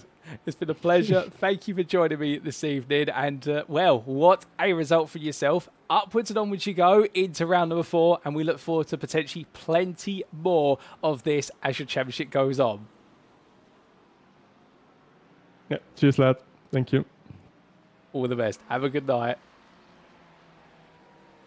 Yeah, you too, mate. Bye-bye. Well there, ladies and gentlemen, what a drive from our 9 Pegasus Pantera driver, and I do apologise for talking over him at the end. I do think, well, he hails from Brazil, and I do believe he was contacting us from Brazil there, so there's a little bit of latency, and we're just having to adapt to that. But what a story. Qualifying, he's saying, not his strong suit whatsoever, and in the end, getting the job done in the race where it mattered most. And talking about the fact this BMW felt absolutely clued in. The setup he was using, well, and absolutely optimised for the race conditions as they evolved, and just picked his way on through one by one. And well, after this point at Daytona, and just not being anywhere at Brands Hatch, well, here he has announced himself today, and is looking absolutely on point as he moves forward. And looking forward already to the Circuit Spa-Francorchamps in a week's time. And well, he's going to be doing some practice for the special event that's upcoming this weekend. It will be not racing in the 24 hours of Spa, but looking to get the practice in all the same alongside the team, and setting himself that target as well to be the man and to match Wesley Van Rens from Evo class in Season 8, and look to potentially, well, not just go to the top in one race, but look to go to the top over the entire season and bring on home the Evo Championship to match what Van Rens was able to do as he's moved up in as well into the Premier class. Well, for Tiago, we wish him all the best with that, and we look forward to plenty more from him in a week's time. But with that, ladies and gentlemen, we've got more interviews to come. We're going to take a brief step back, and very shortly, we'll be back for our second interview of the day.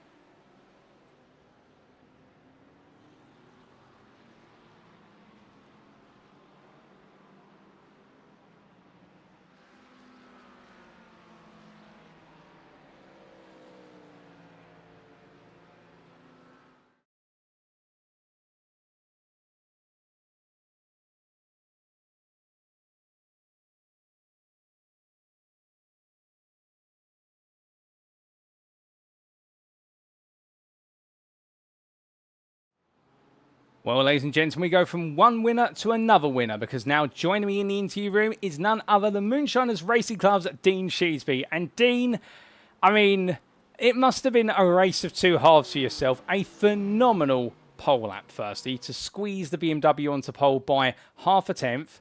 Then only to end up in contact with Nick Stubb midway through the opening stint and be sent down the order, to then put a slick tyre on and be the only driver to set laps in the 42s, then in the 41s, and just rip the lead out of George Stone's hands and run away with it to victory. I mean, if we could have an accolade for the man who just committed the ultimate daylight robbery at Fuji, it would go to you. How does that feel, my friend?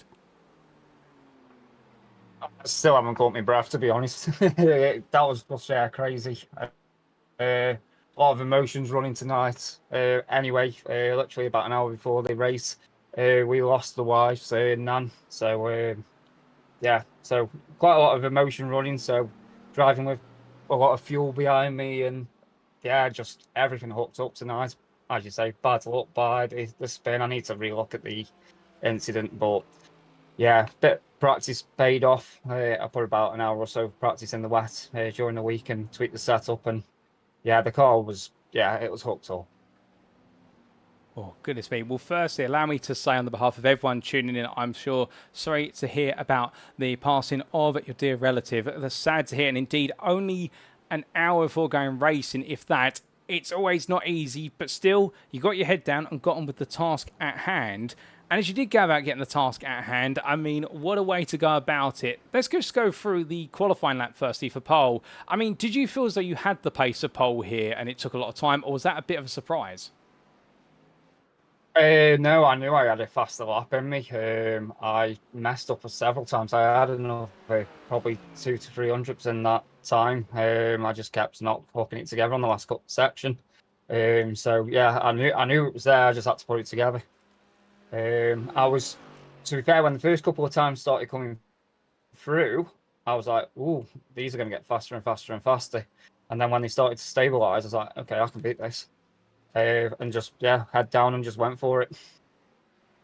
Well, you got your head down, you got it done in the end. And after that brilliant pole lap, well, we're seeing these pictures here of you enjoying some brilliant batting with Nick Stubb. The opening stage of the race looks like you had a really quick start, only then to suddenly find yourself under a lot of pressure from Stubb within the opening 10 to 15 minutes. What happened at the start? I mean, was it all to perhaps do with the setup? Because I get the feeling that your car was set up perhaps for the drier conditions at the end of the race and you'd slightly modified it just to make sure it survived in the wet. Yeah, 100%. I was running something like Wing 2. So I knew the wet was going to be dicey, but I also knew I was fast going through it. I just had to handle it and give Nick his due. He was all over my backside. He definitely had a better car for the wet. I got a bit of a lead at the first few laps, and then, to be honest, I thought I always get jumped in the pits by fuel. So I started lifting a little bit and just trying to save that little bit of fuel, but it put him right on the backside of me. And then I had to go defensive, and then obviously the contact. But fair play to Nick. He was fast at that section. Me and him were pulling away from P3. And then, that happened. And I was like, gutting. But just regrouped, got my head down. The lads at the Moonshiners were just like, there's still a long, long way to go. You know you're fast. Just keep going for it. We already figured out that we were going to go on to slicks, and I knew I was pretty quick on that. So it was at that point it was head down, and I don't know if you caught it, but there was another little incident where I got barged off a little bit as well, which put me even further back. But yeah, just the lads were there supporting, saying keep your head down, go for it, and it obviously came back to me with the slicks. Well, most definitely it did. We didn't quite catch the second incident where you were given the barging off the circuit, but we'll definitely take your word from it. In the meantime, talking a bit more about the strategy, I mean, we saw a lot of drivers go long, or as long as possible before going to the slick. You decided to go quite long, but not as long as them. Was there an actual point where you thought to yourself, okay, I know that I've got to come in now, because if I go any longer, I'm going to be on the slick tyre, which is the right tyre, but I'm not going to get the most out of it. What defined why you came in? Went on the field. I knew I was starting to cut the wet, so I was searching for a bit of a wet track because I could feel I just wasn't getting the braking, and you could see the white line appearing. And I was like, "This is the time. If I'm dropped the places now. I've got the pace. If I want the undercut, I've got to get in before them lads." So I said in our team chat, because Liam's obviously in split A, and I'm like, "I'm going for it, mate." He's like, "It's too early." I was like, "I don't care. I'm going for it. I need to get out." So unfortunately he didn't see me because I was muted, but and I did come back on. He's like, "Don't go for it, it's too early," but I still went in, and it paid off massively. The first couple of laps was deadly. I think it was Huss on the wet tyres diving me left, right and centre. I thought he was going to end up taking me off, but I managed to survive it, and just got my head down again. It was all about just keeping the concentration, keeping on that dry line, and just putting lap after lap after lap in. Oh, 100%. And when the tyre temperature was there, I mean, you were absolutely flying, Dean. You were stripping 2, if not 3 seconds a lap out of George in front, and that being George Stone. I mean, bringing that gap down as quickly as you did and still having 5 minutes left of the race to make the move, I get the feel at that point that must be a driver's dream for yourself, that you're in such a fast car and nobody seems to have any answer to you. Yeah, to be honest, once I realised, because the results weren't updating properly, it was showing me in 10th for ages and George in 2nd. I'm like, where actually am I here? I had crew chief telling me that I was in 2nd and George was in front, but everything else wasn't really tallying up. And then as I realised I was in 2nd, I think it was about 4 or 5 seconds, and that was coming down the first couple of laps, only by a couple of attempts, and I was like, how long's left, lads? It's like 10, 11 minutes. Like, I don't know if I'm going to catch him. And then the next couple of laps, I don't know, I just upped the gear a little bit more, and it was a second off him, then it was another second off, and I was like, God, next lap I'm going to be on his backside. And then he made the mistake going into the second but last corner and went wide onto the wet stuff, which in the end gave me an easy pass on him. But then I managed to just drive off into the distance, and I think it was about 5 or 6 seconds by the time I got to the line. So yeah, strategy paid off. Bit of bad luck, but it all came round, and my first ever win on the ESR, so well happy. Oh, well, that's fantastic. And for it to be your first win as well. I mean, they always say your first win in a championship is memorable. Surely this one is going to be more than that, because what a way to do it in mixed conditions and in the end become literally the man of Fuji. You couldn't have done it any better way. I mean, just take us through what it felt like crossing the line. In fact, I think you ended up doing another lap there at practically full pace after crossing the line. Did you know you'd actually finished the race? Or was that, you know what, I just got to do it again? It's like pinching yourself, if you will.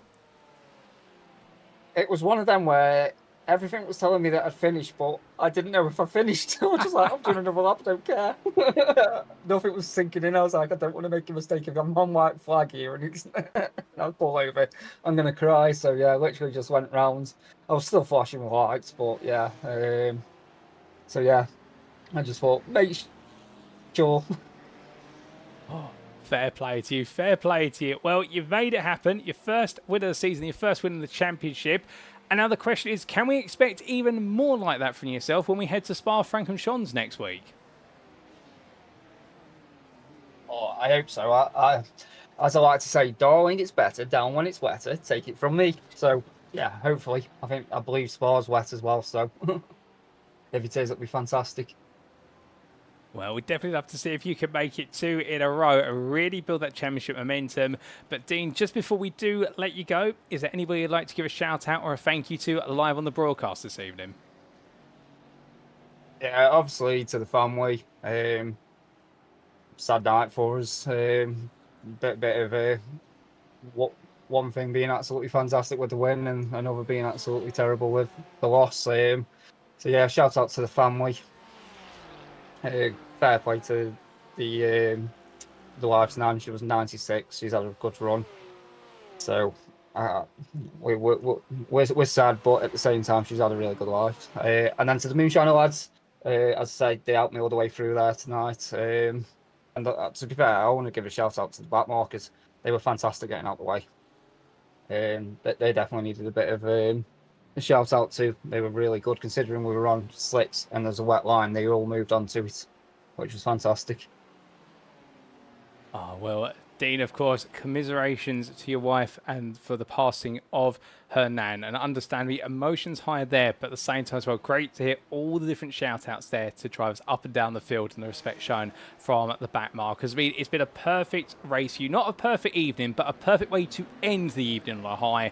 We look forward to plenty more from yourself in the weeks ahead, particularly at Spa in a week's time. But until then, my friend, enjoy the moment, savour it, and have a great rest of your evening.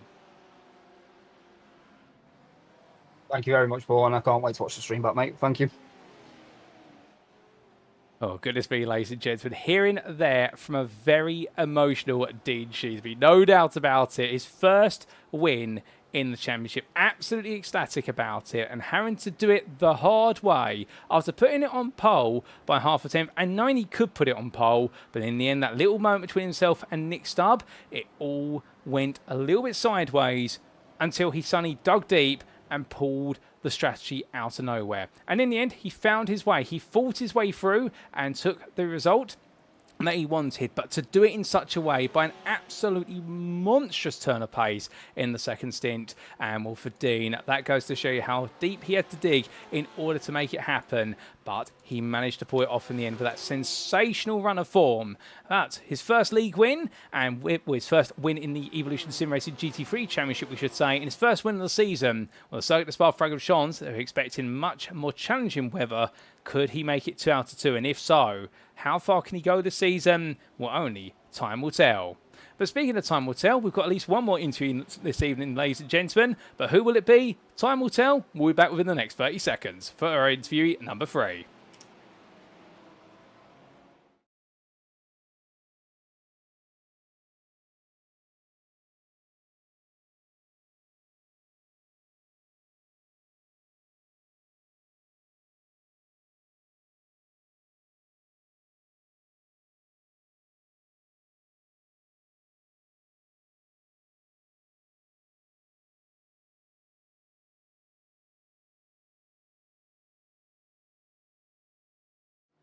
And as he joins me now in the interview room, a man who was looking very quick today, particularly in Evo qualifying, but didn't quite work out in the race. We are joined by none other than Ryan Abbott.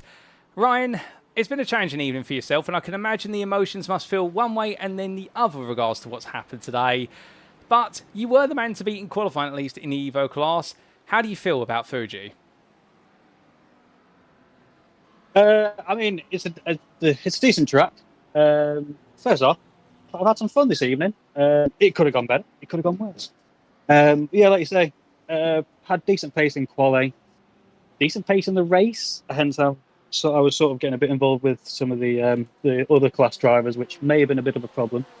But it's wet weather and anything can happen, and that's essentially what did happen. Well, like you say, anything can happen, but still enjoying it all the same. And let's wind things back a little bit, because I believe this is the first time we've interviewed you this season, and you're wonderful at Team Noobish BMW. What made you go for the BMW?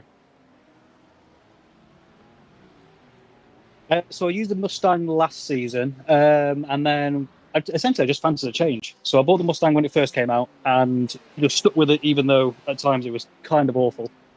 And then this season, as I said, I just fancied a bit of a change. So I was going to use either the Porsche or the BMW.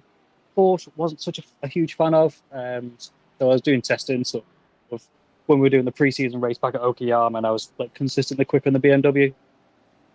And I've also got a sticker for my GT Neo wheel, which is also like the BMW livery as well. So it sort of lent it to it.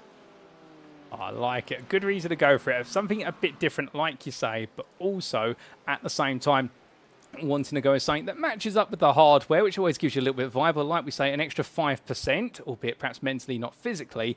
But with that choice then, take us through qualifying. 8th on the overall grid, and for a very long time, running away with the Evo qualifying. And even when we did see the likes of none other than Jonathan Berry get a bit closer, you seemed untouchable. How did it feel out there for you in qualifying? Qualifying was all right. I think the rain was gradually dying off, so it was sort of a case of just trying to be on track towards the end, as everyone was sort of gradually improving. Obviously, that's how qualifying goes. You know what I mean? And since the track was getting quicker towards the end, so just a case of staying out and just gradually just picking up more time.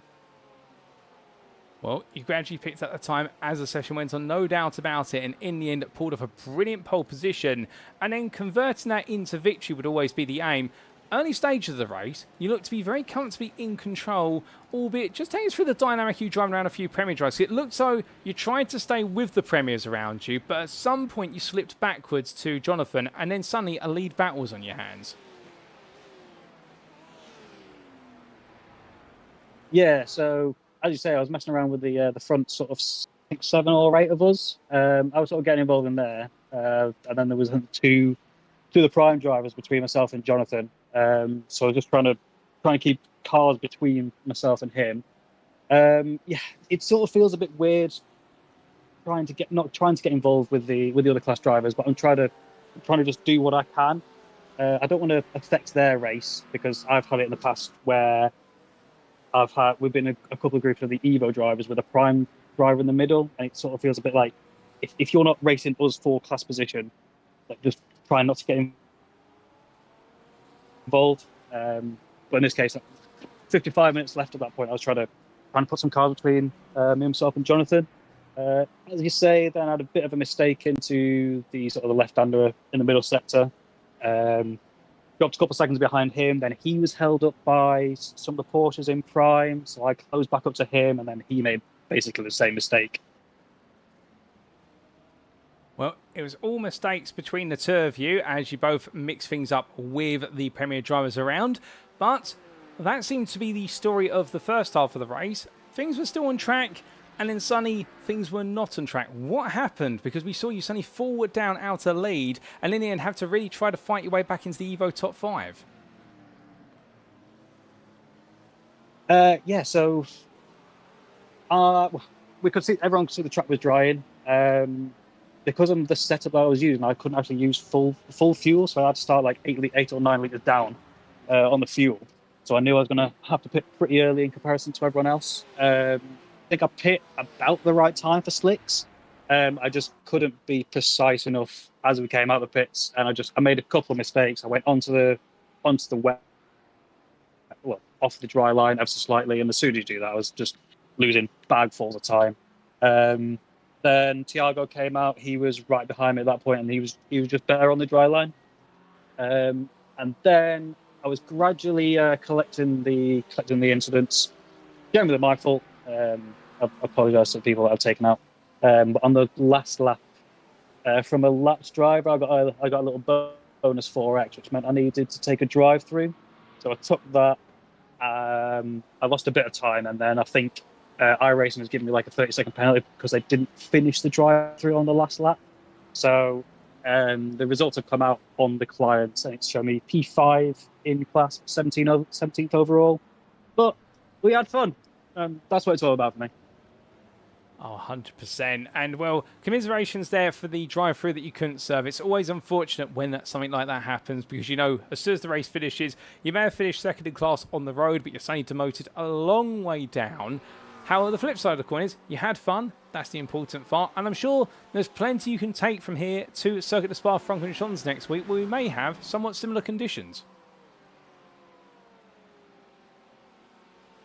I didn't know that, but that's a bonus. I mean, everyone loves Spa, don't they? Spa in the rain is just carnage, isn't it? I mean, obviously, it's the sort of the GT3 race of this week, and there's so many crashes even in the dry. So I'm sure it'll be absolutely wild. Well, we look forward to you taking yourself into that wild race and looking to put some sense into it and potentially chase down that win, because a maiden feature race win is definitely something which I can imagine is coming your way at some point based on your performance today. But just before we do let you go, Ryan, is there anybody you'd like to give a shout out or a thank you to live on the broadcast this evening? I mean, not necessarily. I guess we'll give one out for James and the rest of the team who sort of organised the whole season. This is the first not the first league season, because I did season 7 for ESR as well.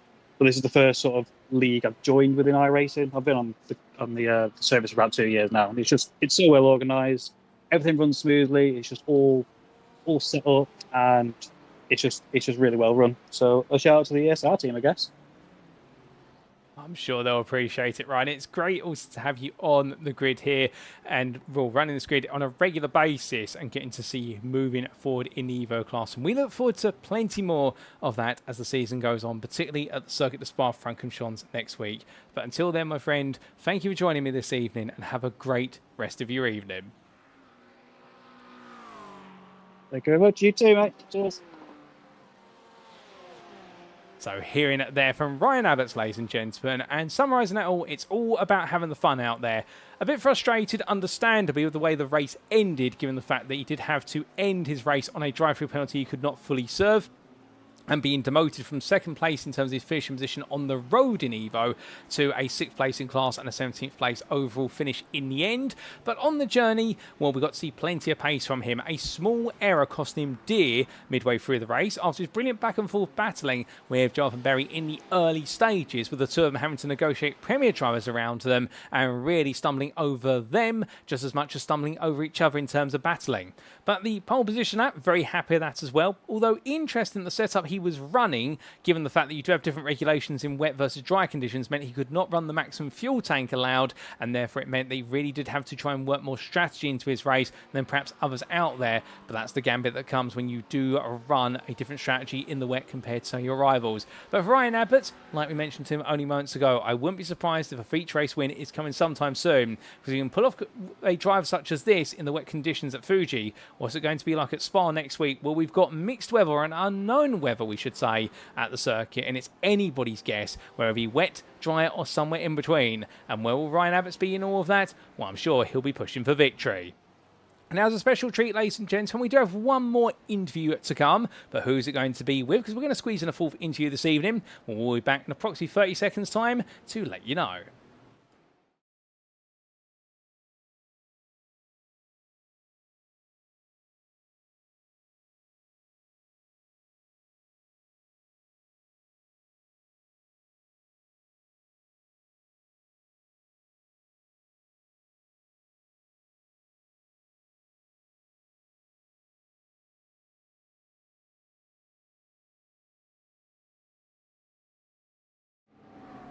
And well, ladies and gentlemen, joining me now for our final interview of the day is none other than Andy Chell from Quatermass Motorsport Bravo. Good evening to you, Andy.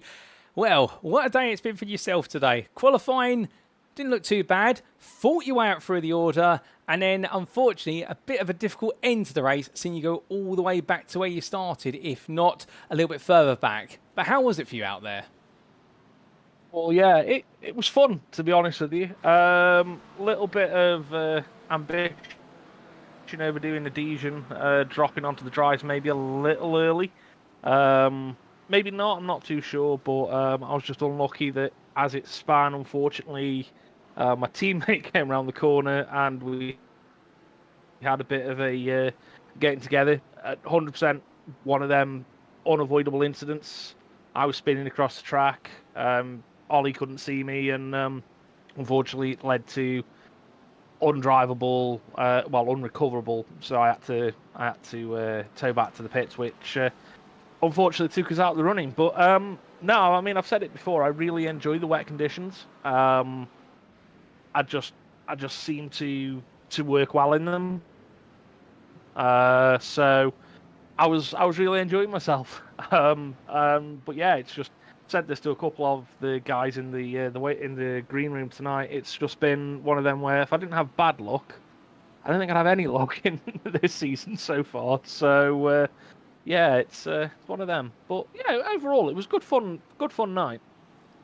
Oh, 100%. I mean, breaking that night down a little bit. I mean, firstly, I have to ask, with regards to your choice of car for this season, the Porsche 992, I believe this is a car you've perhaps stuck with for multiple seasons. Is it perhaps a firm favourite for yourself and the team?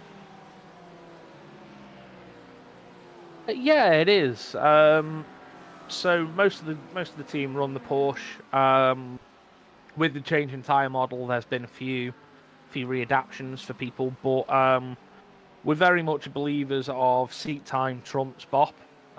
So you can jump in the car that's given the favourable bop as much as you want, but you're not going to know as well as a car that you've got, well, for us with the Porsche, 3-4 seasons worth of running over multiple different championships in. So it's one of them where we know the car, we can trust the car.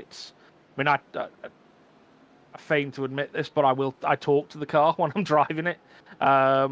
It's something that carried over from real life driving and flying, but it's just one of them things where we know it and we can kind of understand what it's doing, just on the sound. So you'll see. I don't know if you caught it on stream, but I dropped it into Coca-Cola, and instead of spinning it, I was able to keep it sideways because I know I could feel the car, I could hear the car and what it was doing. And that's something you just don't get with a car that you, again, chasing the BOP. It comes with years of running with the car. So, yeah, definitely a firm favourite within our camp. Not to say the only one. There are a few that we do like, but as I say, seat to us, it's winning that battle at the moment. So, yeah. Well, thank you for the explanation on sticking with the Porsche. It's great to hear you sticking with a car that you enjoy rather than BOP hunting, like you say. And coming to the racing now today, qualifying 28th overall, 10th in class. I get the feeling like many of our Evo drivers we've spoken to, qualifying perhaps not your strongest suit, but really getting yourself just set up mentally for the race ahead, which is going on the attack for 60 minutes. So really just trying to get the best out of the car whilst you could for the 20 minutes of qualifying. Yeah, I think the issues we faced is qualifying length and how it works for us is a little new because we missed season 8. So in season 7 it was very different. So getting the car into a position where it's quick and warming the tyres up but has got enough laps to be viable has been a little bit of a struggle for us. So like tonight I only did 5 laps. And it's just something that we're experimenting with. We've got the people in the background that are working with setups for us to help with that. But yeah, it's something that I think all the drivers are getting used to.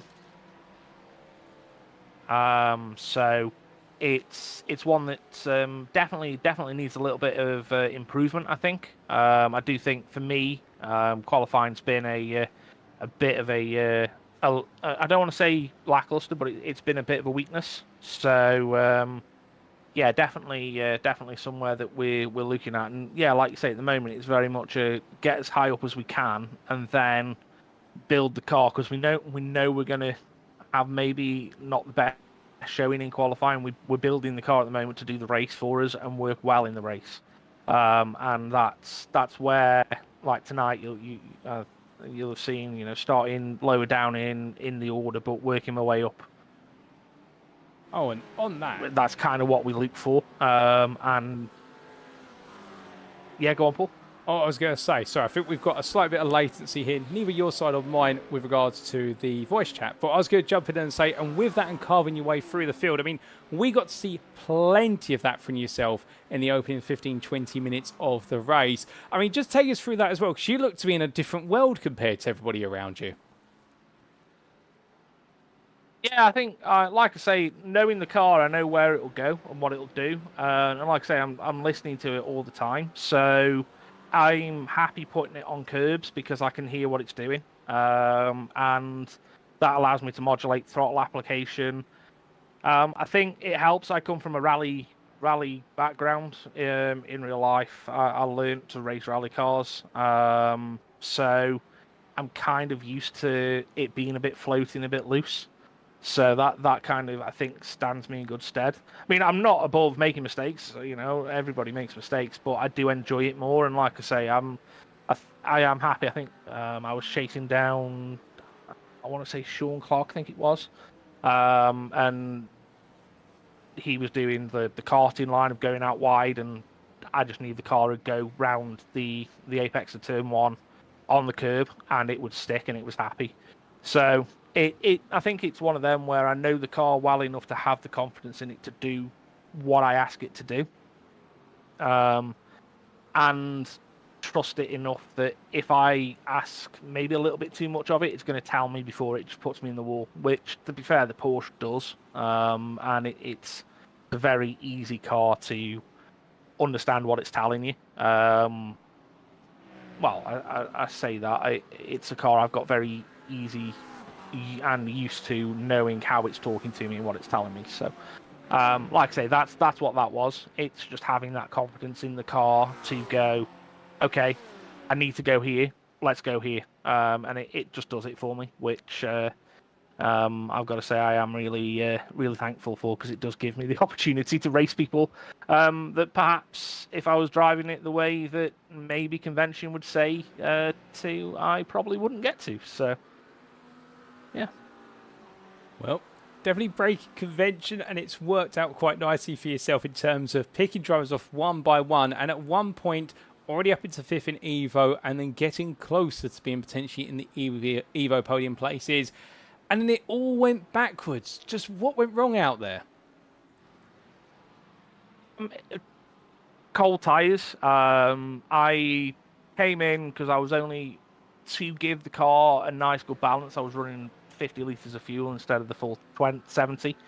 Not something you'd normally do in the Porsche because the weight of the fuel tank at the front helps with front grip, but it felt, when we were doing practice, it just felt the right way to do it. Unfortunately, when I stopped, I put the dries on and knew it'd be a difficult couple of laps because it was maybe one lap too early. But I knew if I could keep it on the dry line, it'd warm the tyres up because of the setup that we got on the car. Unfortunately, I slightly missed my braking into turn 6, I think it is. After 100R, so yeah, it's turn 6. It span onto the corner, off the corner, like I said. And unfortunately for me, Ollie was coming out of the corner, and we were going, me out of control and him trying to avoid, and we went to the same place, which I've already told him not to worry. He was trying to be massively apologetic. I mean, I can understand it when you're a driver and you hit the team principal. You're gonna be like, I'm sorry, I didn't mean to, but it wasn't his fault. It was very much one of them things. It was completely unavoidable. Unfortunately, that like I say, that meant that the car had to be towed back to the pits because the suspension was broken. It just wouldn't turn. So, it was what it was, and then that just put us out the order, unfortunately, which was a shame because I do think had that not happened and I'd have been able to get the tyres warm, I think we could have been in for a really good showdown with the guys that were just in front. But unfortunately not to be, but we'll see how Spa goes because we're looking at similar sort of conditions maybe for Spa, so we'll see. Oh, 100%, and that's what I was going to come on to. Similar conditions at Spa, an absolute Goliath of a circuit on the European continent. You've got to be fancying your chances yourself and the team. Yeah, we do. I mean, the Porsche is usually quite good around Spa anyway. We'll probably lose, as I've said to you before, we'll probably lose out down Kemmel because we do tend to set the car up more for the course than straight line speed, mainly because that's where the car is naturally happy anyway. So if you play to its strengths, you build time up a lot more through the middle sector and the final sector than you're going to lose in the Kemmel, should I say. So, yeah, I mean, very much looking forward to it. Conditions hopefully will be favourable for me, should I say. But we'll see. But yeah, the team are very hopeful. We do look forward to it, and both. It's going to be nice because it'll be Simon's race back with us. He's currently abroad with work, so he isn't able to race for us at the moment. Hopefully he'll be back with us next week, so it'll be nice to have Si back with us. And we'll be, we're looking forward to it. Obviously, Ollie's in the Lamborghini, which will favour the Kemmel straight. That V10 is going to love the longer straight, but and again, we'll build the car for him so that he's got that to his advantage. But it's very much a. We're praying as much as people probably aren't in the rest of the field. We're praying for rain, so we'll see. But if it rains, I'm very hopeful. If not, we'll see. But I think for me this season, it's going to be the wet races that do me better, to be honest. Well, we'll definitely keep our eyes out for those, including the one next time at Spa-Francorchamps, and whether, Andy, you can have the race of dreams there, because you're on course to it until a small nightmare came on in. But just before we do let you go, is there anybody you'd like to give a shout out or a thank you to live on the broadcast tonight? Yeah, firstly, thank you to yourself, matey. Your commentary is amazing, and it gives us a brilliant showcase. So from us at Quatermass, and I imagine everybody else in Split B, thank you. And as always, to the SR team, they give us a brilliant and safe place to come and race and have fun. If they weren't here,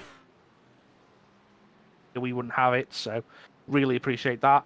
As always, a big thank you to our sponsors on the car. They give us the opportunity to go out and show that it doesn't matter if you're a disabled driver or not. You can come out and make a difference, and you can compete with people who might see your disability as not an issue, apologies, but as a setback for you. And then to all my drivers, everyone that's racing tonight, everyone that's racing for the team as a whole, I think you're all doing brilliantly, and I really do appreciate all the hard effort that you put in, and it does show. So thank you very much. Well, Andy, we do have to say a big thank you to you two for joining me in the interview room this evening. It's always a pleasure to hear from you, and it's so good to see you out there ripping it up with the rest of the Evo field. And then whilst it didn't quite work out at Fuji today, I'm sure positives and indeed a big result is coming your way, and we may see it at Spa. But until then, have a great rest of your evening, and we'll speak again soon. Thank you, Matty. Thanks. Bye. So hearing there from Andy Chell, ladies and gentlemen, from Quatermass Motorsport Bravo, our final interview of the evening. I thought we'd get an extra interview in, given the fact that we have had some absolutely star performances today up and down the field, and Andy being no exception. And talking about there his choice of the Porsche, indeed the team's choice, going with the car they feel comfortable most with, first and foremost, which is always good to hear, and then talking about his ability to understand and hear the car and feel the car, and that making a difference. It didn't quite work out in qualifying, but then again, he gave himself a target to chase in the race, and very quickly, with the feel of the car behind him, moving up. And in fifth, come the end of the opening 15 minutes of the race in the Evo class, well then, an error set him all the way back as he looked to make the gamble on strategy, going to the slick tyre. But still, it didn't work out today, but that'll be a rehearsal for what's coming at the Cirque du Spa-Francorchamps, and I'm sure and his teammates out there, including Oliver Forstrom, who he ended up in unfortunate contact with, will also again between the two of them. Well, I'm sure they're going to come back even stronger at the Belgian circuits. We do see the big slide there, and that example where he managed to keep it pointed in the right direction despite the error, and that's that prime example there of man in control of car, even when it's going very sideways, and credit where it's due to the Quatermass Motorsport Bravo driver doing a fantastic job to recover that. And if he can make a save like that, what can he do when everything goes his way? And good luck shines on him as well. We may just find out in round number 4 next Thursday. But with that, ladies and gentlemen, that brings our interviews to a close. And we need to say a big thank you to all 4 of our interviewees this evening. Firstly, from our 2 class winners this evening, Terga Reza for 9 Pegasus Pantera in the Evo class, and Dean Sheesby for Moonshiners Racing Club in the Premier class, both picking up their first wins of the season, both deserved. Big well done to them, and also a big thank you to our fellow Evo class drivers who joined us. Team Lewish's Ryan Abbott, who has let me know this is, well, his first win in the Evo class. It's all the way back in season 7 at the Circuit of the Americas, so he's not hunting his maiden win in his Evo campaign, just his maiden win for this season, and we look forward to seeing if he can chase that down at Spa-Francorchamps. And we've also just heard from Andy Chell for Quatermass Motorsport Bravo, and the Evo class driver there chasing down glory as well. It didn't come to him today, but definitely looking ferocious out there. A big thank you to all 4 of them. Well done their performances, and we look forward to plenty more from them in the rounds to come. But it's now time for us to wrap up. And with that, firstly, we'd like to say a big thank you to you all for tuning in. If you have enjoyed today's broadcast, and perhaps you're sat there right now wanting to know more about being on the grid at Evolution Sim Racing, well, let's regale you with the fact that you've got the opportunity to be part of multiple series here, whether it be the GT3 League on Thursdays, and we're currently in Season 9, of course. It's fully booked, but there is a reserve list if you want to get yourself on that reserve list. Alternatively, on Sundays, we do have an alternating weeks, the European GT Championship, and coming up soon will be the America's GT Challenge Series. That's all new, and indeed a new frontier for Evolution Sim Racing, as we will be mixing it up with multi-class racing in the form of GT3s and GTEs. That's right, the cars that were replaced in the World Endurance Championship as of 2024, well, they will be back on the grid, mixing up the cars that replace them, and we'll be very interested to see that multi-class dynamic. We also alternate on Sunday evenings with the Danny Lee Porsche Cup, brought to you in proud partnership with Danny Lee and GT Omega, and that's all about the single-make Porsche 992 GT3 Cup car. But if you don't want to be on the grid for any of our paid series, we also do have our free-to-join practice league, which we do have racing going on Tuesday evenings and Saturday afternoons. So there's never been a better time to be on the grid at Evolution Sim Racing, and there's something for everybody here. And to get on the grid, all you need to do is join our official Discord server, and we'll link is available at the bottom of the screen, or you can use the QR code on screen using your phone. We'd also like to take a moment to say a big thank you to our series and league sponsors, who do include, of course, Trophy AI, our title sponsor for this season, also our premier sponsor for this season, Sim Coach, where you can unlock your true potential as a sim racing driver, Carme, More Than Technology, and also GP2 Group. And we'd also like to say a thank you to Motorsport UK's esports division for continuing to recognise Evolution Sim Racing as a recommended community. We're very proud of that status, and we're very happy to have that recognition from the premier body of motorsport in the United Kingdom. Alas, what do we now turn our attention to then? Because round number 3 today in Japan has proven to be wet and wild at the Fuji International Speedway. Well, next time out, it's the Circuit de Spa-Francorchamps in Belgium, and for round number 4 on Thursday the 17th of July 2025, mixed conditions are on the horizon, and it could be very similar to what we've seen today, albeit sunshine and rain, mixing it up over the entirety of the evening of racing. So if you've enjoyed tonight, you definitely won't want to miss next week, and we have got plenty more racing to come. And in our championships, well, right now, everything seems to be wide open, but there's rising stars, and there's falling idols, but is anybody going to be able to bring some sense of stability and sensibility to both our Premier and Evo Class Championships? And that's even before we consider the Teams Championship. We'll only find out then. But until then, ladies and gentlemen, you have been tuning in to Split B. We have been Evolution Sim Racing. I've been your host and commentator, Paul TX141 Walsh, also known as Britain Split, depending on what media you follow me on. And until next time, remember to stay safe, stay well, stay smiling, and like our drivers, remember to stay on track. Good night.